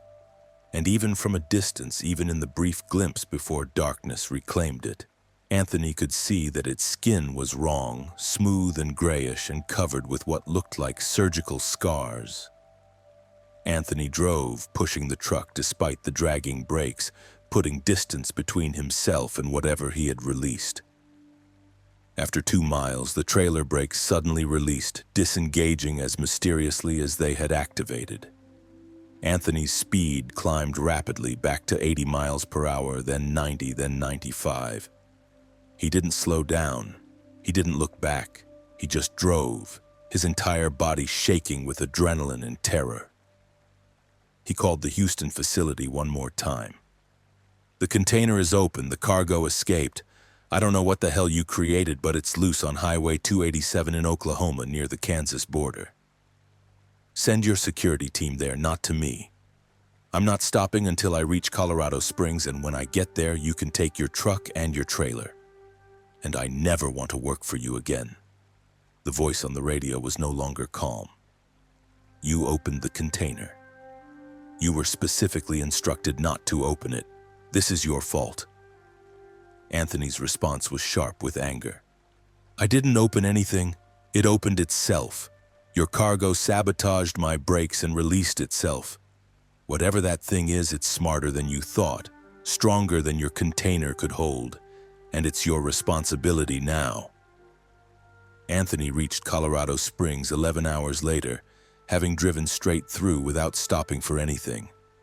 He pulled into the designated government installation, abandoned the truck with the empty container still attached, and walked away.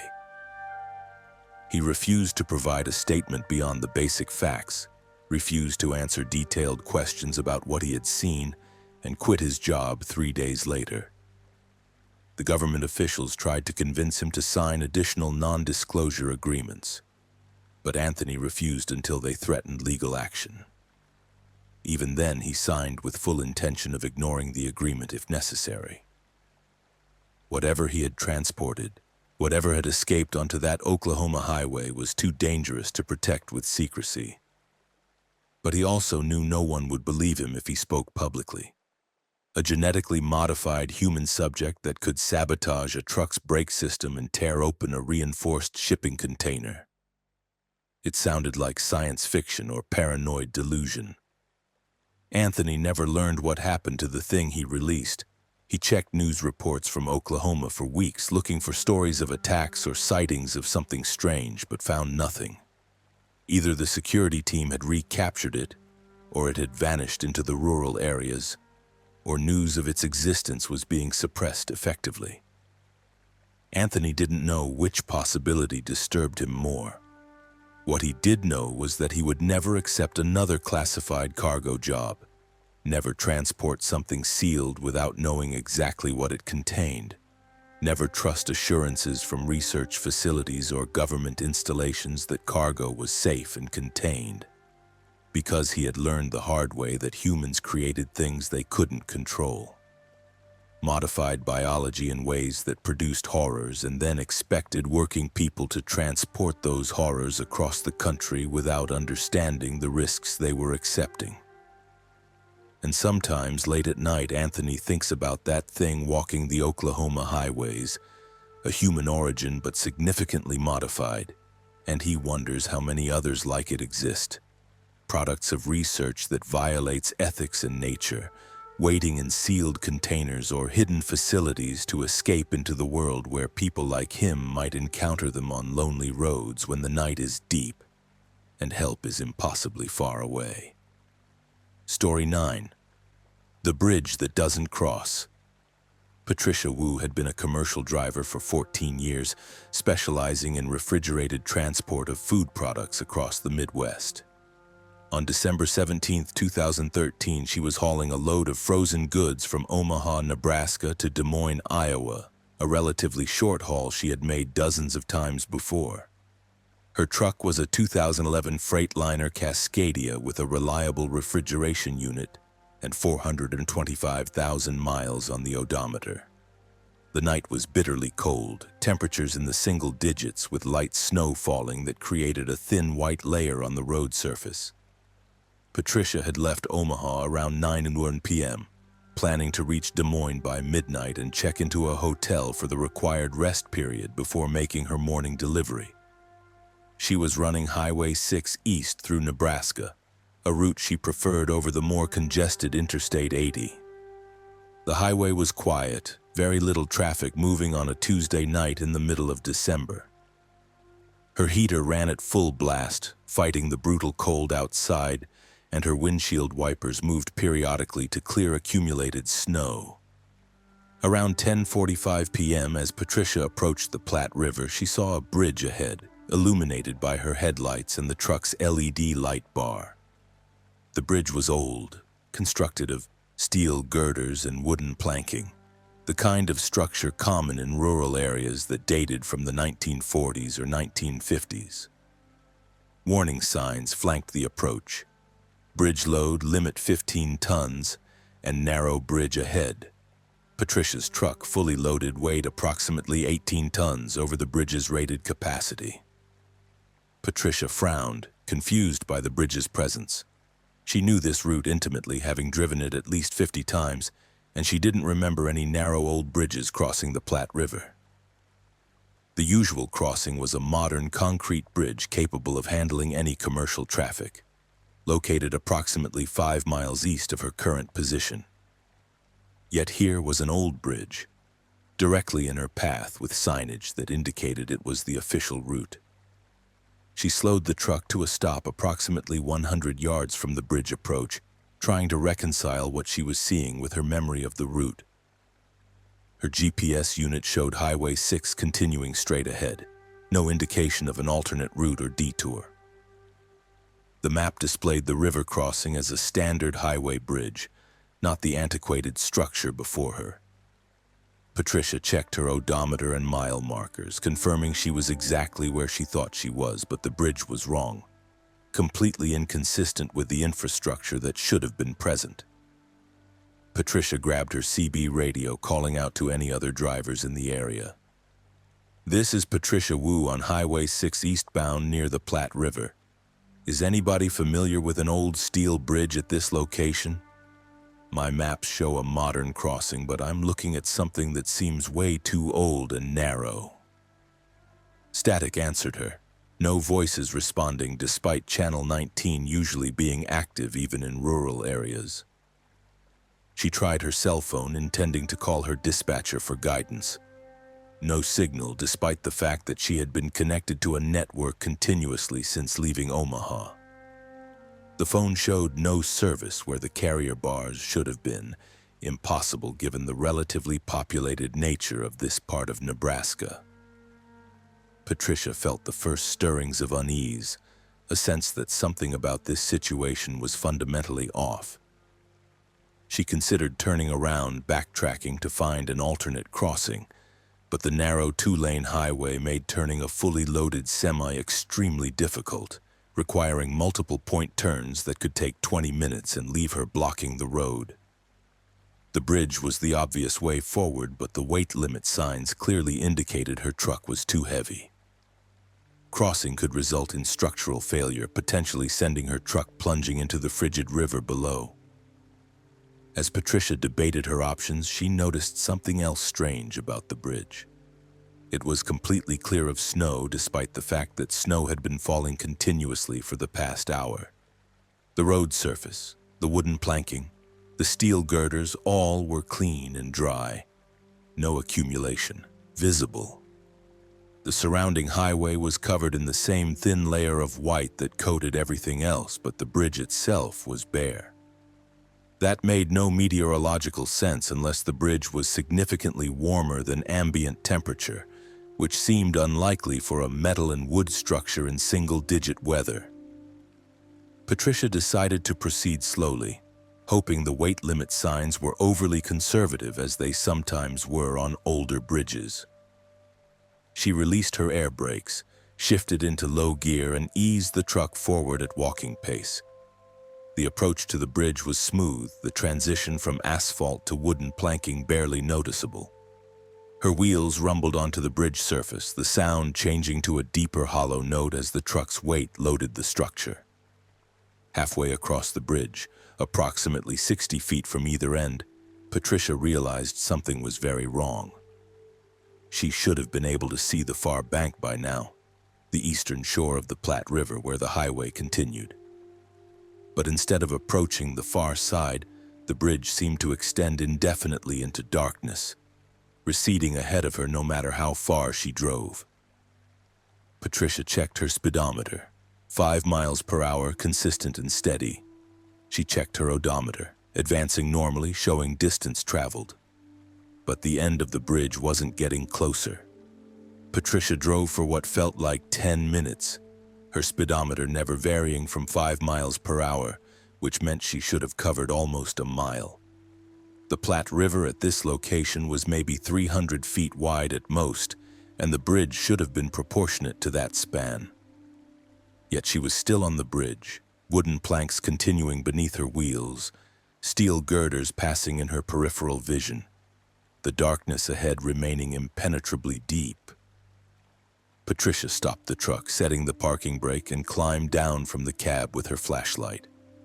The bridge extended in both directions, forward into darkness and backward toward where she had entered, though the entrance was no longer visible behind her. The wooden planking under her feet was solid, weathered but sturdy, showing decades of wear. She walked to the edge of the bridge and shined her flashlight down, trying to see the river below. There was no river. The light revealed only empty space, a void extending downward into blackness that her flashlight beam couldn't penetrate. Patricia's stomach lurched as vertigo washed over her. The bridge was suspended over nothing, a structure that existed without apparent support, crossing a gap that had no bottom or definition. She stepped back from the edge, her heart pounding, her breath visible in rapid clouds of vapor. This wasn't possible. Bridges crossed things, rivers or valleys or roads. They didn't float over infinite emptiness. Patricia forced herself to think methodically, to problem solve rather than panic. She was on a bridge that seemed to have no end and no base. Her truck was functional, showing no mechanical issues. She had fuel, heat, and supplies. The immediate danger was primarily psychological, the distress of being trapped in an impossible situation rather than physical threat. Patricia climbed back into her truck, started the engine, and decided to continue forward. Backing up seemed pointless since the entrance had vanished, and staying stationary would accomplish nothing. She drove at 10 miles per hour now, watching her odometer carefully, determined to measure exactly how far this impossible bridge extended. After exactly 10 miles by her odometer, approximately 1 hour of driving, the bridge ended. Not ended naturally, transitioning to the far bank and continuing highway. Ended abruptly, the wooden planking simply stopping, leaving a gap beyond which Patricia could see nothing but more darkness. Her headlights illuminated the edge clearly. The last plank, then empty space, no road, no structure, no land. Patricia stopped with her front bumper inches from the precipice, staring at the impossible termination. Behind her, when she checked her mirrors, the bridge extended back into darkness, no sign of where she had entered or how far she had come. Ahead was only void. To either side, the bridge had no railings at this end point, just edges beyond which the darkness waited. Patricia was trapped on a bridge that crossed nothing and led nowhere, suspended in a space that violated every understanding of geography and physics. She tried her CB radio again, cycling through all 40 channels, calling desperately for any response. On Channel 9, typically reserved for emergencies, she finally got an answer. But the voice that responded was wrong, distorted, layered with static and harmonics that made it barely comprehensible. "You crossed the bridge at the wrong time. The bridge isn't meant for your kind. Go back. Return to the beginning, before midnight." Patricia checked her truck's clock. 11:52 p.m., 8 minutes until midnight. The urgency and the distorted voice the deadline implied terrified her more than anything else had. She put the truck into reverse, activated her hazard lights, and began backing up along the bridge. Backing a semi was difficult under normal circumstances, requiring constant mirror checks and minute steering corrections. Backing along a narrow bridge over infinite darkness with an 8-minute deadline pushed Patricia's skills to their absolute limit. She maintained 10 miles per hour in reverse, the truck's backup alarm beeping steadily, her attention split between her mirrors and the bridge edges visible in her peripheral vision. The wooden planking passed beneath her in reverse, the steel girders sliding by, the darkness unchanging on all sides. Patricia focused on the clock, 11:54 p.m. 6 minutes remaining. Her truck had traveled 10 miles forward in approximately 1 hour. Could she reverse 10 miles in 6 minutes? The mathematics suggested no, but time itself seemed flexible in this place, and she had to try. 11:56 p.m., 4 minutes remaining. Patricia pushed the truck faster, 15 miles per hour in reverse now, dangerously fast but necessary. The bridge remained consistent, unchanging, no landmarks or variations to mark her progress. She navigated by instinct and feel, making tiny steering corrections to keep the truck centered, praying she wouldn't drift off the edge into that bottomless void. 11:58 p.m., 2 minutes remaining. Patricia's hands were cramping from gripping the steering wheel, her neck aching from the constant turned position as she watched her mirrors. The bridge continued, endless planking and girders mocking her attempts to escape. She whispered prayers she hadn't spoken since childhood, promises to change her life if she survived, bargains with whatever force controlled this impossible place. 11:59 p.m., 1 minute remaining. Sweat ran down Patricia's face despite the cold outside, her heart hammering so hard she could feel it in her throat. And then, with 30 seconds remaining before midnight, the bridge entrance appeared behind her, the transition from planking to asphalt suddenly visible in her backup camera. Patricia accelerated, pushing the truck backward faster, crossing the threshold with 15 seconds to spare. Her truck's rear wheels left the bridge, then the trailer, then the front wheels, and Patricia was back on Highway 6 proper, on solid asphalt, with the bridge behind her. She immediately stopped, set the parking brake, and looked in her mirrors. The bridge was gone, completely vanished, replaced by a modern concrete span approximately 300 feet long crossing the Platte River. The structure was contemporary, well lit, designed for commercial traffic, exactly what she remembered from previous trips. Patricia's clock showed 12:00 a.m., midnight exactly. Her GPS updated, recalculating her position and showing her on the correct modern bridge where she should have been all along. Her cell phone chirped with delayed notifications, messages from her dispatcher and family members asking for status updates. The timestamps indicating they had been sent over the past hour, but only now delivered as her phone reconnected to the network. She sat there for 20 minutes, shaking, crying, trying to process what had happened. Patricia had driven onto an old bridge that shouldn't exist, crossed into some kind of pocket dimension or parallel space, spent over an hour trapped on a structure that led nowhere, and escaped only by reversing her course before midnight struck. The experience violated everything she understood about reality, but it had been undeniably real as the aching muscles in her back and the tear stains on her cheeks.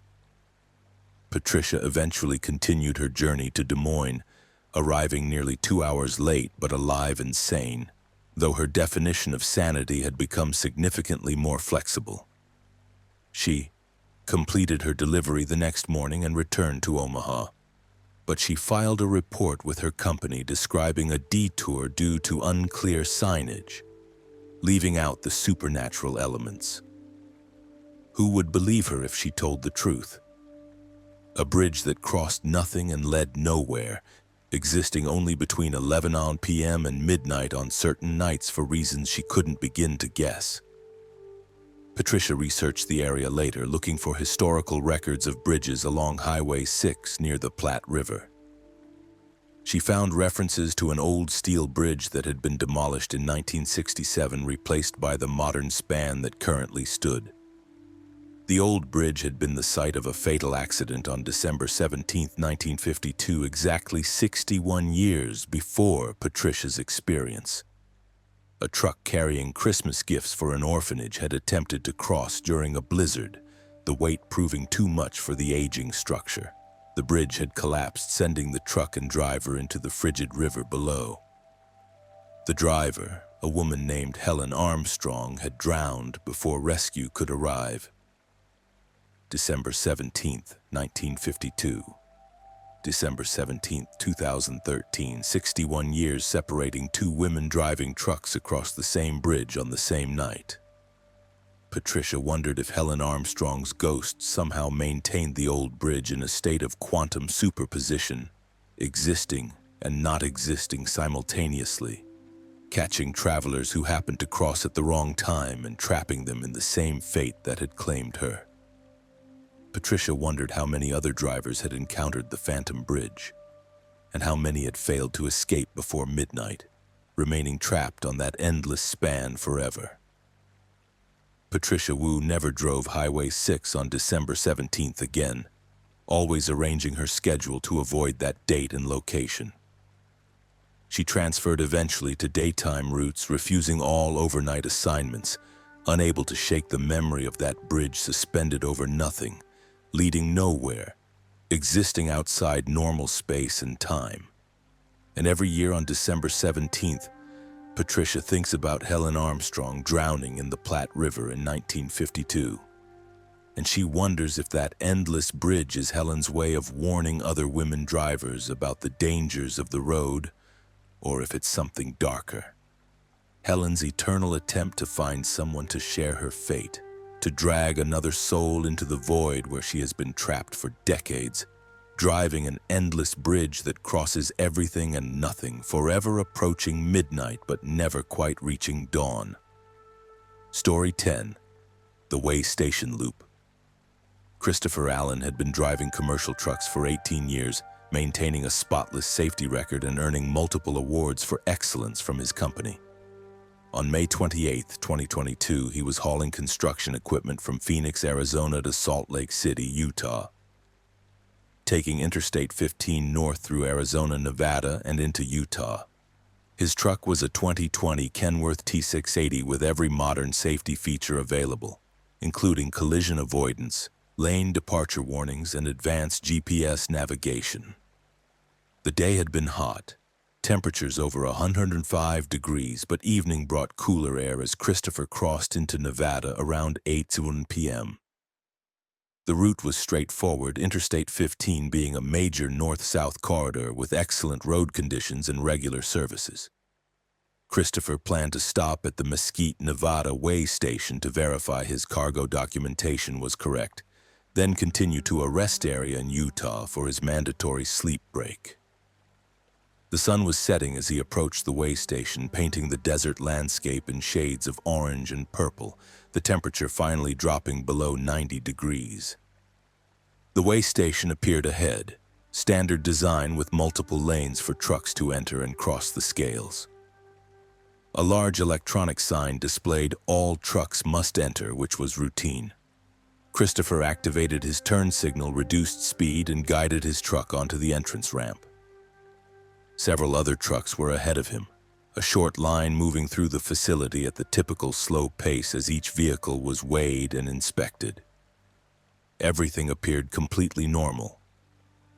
Christopher's truck rolled onto the scales, the digital display showing his gross weight, 400 pounds, well within legal limits. A green light indicated he could proceed, and he rolled forward past the scales toward the exit ramp that would return him to the interstate. The entire process took maybe 3 minutes, quick and efficient, exactly as it should be. Christopher merged back onto Interstate 15 northbound and continued his journey. 10 minutes later, the way station appeared ahead again. The same large electronic sign displaying all trucks must enter. Christopher frowned, confused. He had just passed through this way station, less than 15 minutes ago. The GPS showed him 10 miles north of the way station's location, yet here it was again, directly in his path. He checked his odometer. It showed he had traveled 10.3 miles since crossing the scales. The GPS, the odometer, and his own sense of time all confirmed he had driven away from the way station. But somehow he was approaching it again. Christopher considered bypassing it since he had already complied with the requirement to enter. But bypassing a way station showing all trucks must enter could result in being pulled over by enforcement officers and receiving a citation. He decided to enter again, figuring he would explain the situation to the inspectors and get clarification. He took the entrance ramp, joined the line of trucks, and went through the process again. Scales showing 78,400 pounds, green light, proceed to exit. As Christopher merged back onto the interstate, he paid careful attention to landmarks, mile markers, and time. Mile marker 122 passed on his right. His clock showed 8:34 p.m. He drove exactly 10 miles, watching the odometer click forward with precision, and reached mile marker 132 at 8:44 p.m., exactly the expected time for 10 miles at 60 miles per hour. Then impossibly the way station appeared ahead, the same sign, the same entrance ramp at what should have been mile marker 132 but was somehow the way station again. Christopher's hands tightened on the wheel, adrenaline beginning to flow as he recognized something was seriously wrong. He was trapped in a loop, driving forward continuously but somehow returning to the same way station every 10 miles.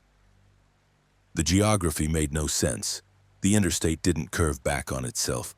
There weren't multiple way stations, but he kept arriving at the same location despite driving steadily north. This time, Christopher bypassed the way station, ignoring the all trucks must enter sign, hoping that was the key to breaking the loop. He continued past the entrance ramp and drove forward, watching his surroundings carefully. The desert landscape passed by normally, mile markers advancing in sequence, other vehicles occasionally visible heading in both directions. After exactly 10 miles, the way station appeared ahead again, as if bypassing it had made no difference whatsoever. Christopher felt panic rising, fought to control it, forced himself to think logically. Loops implied cycles, and cycles could be broken by disrupting the pattern. He grabbed his CB radio and called out, "This is Christopher Allen on I-15 northbound in Nevada. Is anyone else experiencing strange geography near the Mesquite Way station? I seem to be stuck in some kind of loop." A voice responded immediately, clear and concerned. "This is Tom Brady, about 5 miles behind you, Christopher. What do you mean by a loop?" Christopher explained quickly, the repeated way station, the impossibility of the geography, the fact that he kept arriving at the same place despite traveling forward continuously. Tom's response was skeptical but cautious. "I went through that way station about 20 minutes ago, Christopher. Only one way station in this area, haven't seen it again." "Your GPS working properly? Maybe you're getting confused about your location." But Christopher's GPS was working perfectly, showing him advancing north along Interstate 15, showing the correct mile markers, showing his position updating in real time. The instrumentation said he was making progress, but his experience contradicted that completely. He drove forward again, this time at 70 miles per hour, pushing faster to see if speed affected the loop. 10 miles passed in approximately 8.5 minutes, and the way station appeared right on schedule, perfectly positioned where it shouldn't be. Christopher pulled into a rest area before the way station, needing to stop, to think, to figure out what was happening. But there was no rest area visible, no exit ramps, no services, just the straight interstate and the approaching way station. He had no choice but to enter again or bypass, again, and both choices had already failed to break the cycle. He chose to enter, hoping that if he could speak to an actual person inside the facility, they might provide answers or assistance. This time, when Christopher pulled onto the scales, he set his parking brake and climbed down from the cab. The way station building stood approximately 50 yards away, a low concrete structure with large windows and official state signage. Christopher walked toward it, his boots crunching on the gravel, the evening air cooling rapidly as the sun disappeared below the horizon. He reached the building and pulled open the glass door. Inside was a nightmare. The office looked normal at first glance. Desks, computers, filing cabinets, the standard furniture of a government facility. But everything was wrong in subtle ways that accumulated into overwhelming wrongness. The computers were on, screens displaying data, but the information was corrupted. Random characters and symbols rather than coherent text. The walls were covered with posters and notices, but the words were in languages that didn't exist, scripts that resembled English or Spanish but communicated nothing recognizable. And the people, the inspectors who should have been staffing the facility, were present, but wrong. 3 figures sat at desks, human-shaped but with proportions that were slightly off, arms too long, heads too narrow, postures that suggested bones bent in directions human skeletons couldn't achieve. They didn't look at Christopher, didn't acknowledge his presence, just continued typing on keyboards and shuffling papers in motions that seemed performative rather than purposeful. Christopher tried to speak, to ask for help, but his voice wouldn't work, no sound emerging from his throat despite the effort. He backed toward the door, keeping his eyes on the figures, none of which turned to look at him. He pushed through the door and practically ran back to his truck, climbing into the cab and locking the doors behind him. His hands shook as he started the engine, released the brakes, and drove toward the exit ramp. As Christopher merged back onto the interstate, his CB radio crackled to life with the voice of Tom Brady, the driver who had been following him. "Christopher, I just passed the way station. I saw your truck on the scales, but you weren't moving. I called out on the radio, but you didn't respond. Are you okay?" Christopher checked his clock, 9:05 p.m. According to Tom, he had been stationary at the way station for over 20 minutes. But according to Christopher's experience, he had entered, gone inside the building, and exited within maybe 5 minutes. Christopher drove forward again, watching the mile markers, counting down the distance until the way station would appear. But this time, as he approached the 10-mile mark, something changed. The highway ahead began to shimmer, like heat rising from pavement, distorting the view. The distortion intensified, becoming a visible ripple in space itself. And then the way station appeared, but it was different now. The building was on fire, flames pouring from the windows, smoke billowing into the darkening sky. The scales were melted, warped metal glowing red with heat.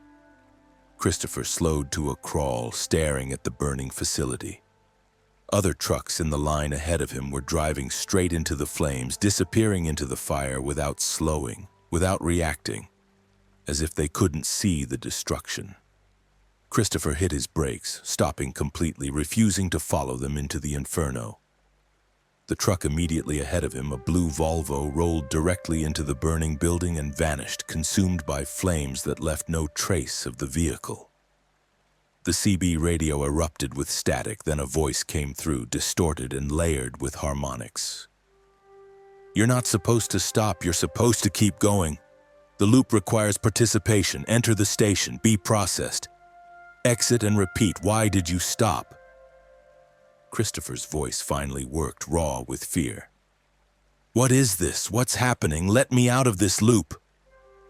The voice responded with something that might have been laughter, a sound like grinding metal mixed with breaking glass. "There is no out. There's only through. You entered the loop when you crossed the scales the first time. The station marked you, measured you, recorded you.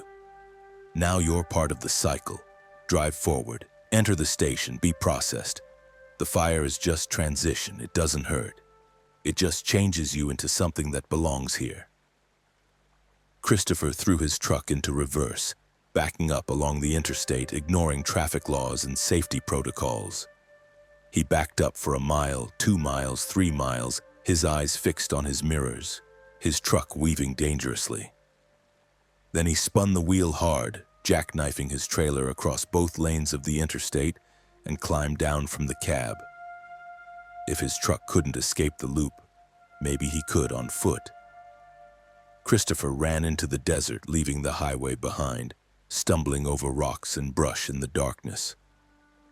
He ran until his lungs burned and his legs threatened to collapse, putting distance between himself and the cursed way station. When he finally stopped, gasping for breath, he turned to look back at the interstate. The highway was visible, a ribbon of asphalt cutting through the desert, illuminated by the lights of his abandoned truck. But as Christopher watched, his truck began moving, driving itself, straightening from its jackknifed position and proceeding north along the interstate toward the way station. Christopher screamed, a wordless sound of frustration and terror, and kept running. He ran through the night, guided by starlight and the distant glow of civilization. Eventually, hours later, he stumbled onto a different highway, Highway 93, several miles east of Interstate 15. A passing motorist found him, collapsed on the shoulder, and called emergency services. Christopher was hospitalized for dehydration and exposure, spending 2 days recovering. When he tried to explain what happened, describing the loop and the burning way station and the truck that drove itself, the authorities were skeptical but thorough. They investigated, searching for his abandoned truck on Interstate 15. No truck was found, no jackknifed vehicle, no cargo of construction equipment. Christopher's company reported the truck missing, the GPS tracker showing its last position at the Mesquite Way station at 8:28 p.m. on May 28th, then going dark. Christopher never drove commercially again, too traumatized by the experience to get behind the wheel of a truck. He researched the Mesquite Way station extensively, looking for any history that might explain what happened. He found records of 3 fatal accidents at or near the way station between 1998 and 2015, all involving trucks that had inexplicably crashed shortly after exiting the facility. He found online posts from drivers describing strange experiences at that way station, feelings of disorientation, time seeming to skip or loop, though none as extreme as Christopher's experience. Christopher came to believe the way station was some kind of trap, either supernatural or existing in a pocket dimension, catching trucks and drivers and processing them into something else, something that belonged in the loop. He believed his truck and cargo were still there, driving through the cycle eternally, entering the station, crossing the scales, exiting and repeating. The driver's seat empty now, but the vehicle continuing its endless journey because the loop demanded participation, and the loop always got what it needed. Sometimes late at night, Christopher checks online tracking systems that monitor commercial vehicles, looking for his old truck's identification number. Once, 3 years after the incident, the truck appeared in the system briefly, showing its position at the Mesquite Way station, timestamp 8:28 p.m. on May 28th, the exact time it had entered the loop. Then the signal vanished again, and Christopher understood that his truck hadn't escaped, would never escape, was trapped in a moment that repeated eternally, a warning to other drivers about places where the infrastructure of civilization conceals doorways to spaces that operate by different rules, where way stations don't measure cargo but rather measure souls, sorting travelers into those who pass through safely and those who become permanent residents of the loop, driving forever through a 10-mile stretch that leads nowhere but back to itself, processed and marked and owned by forces that hunger for motion without destination, for travel without arrival, for drivers who keep driving long after they've forgotten why they started or where they were going.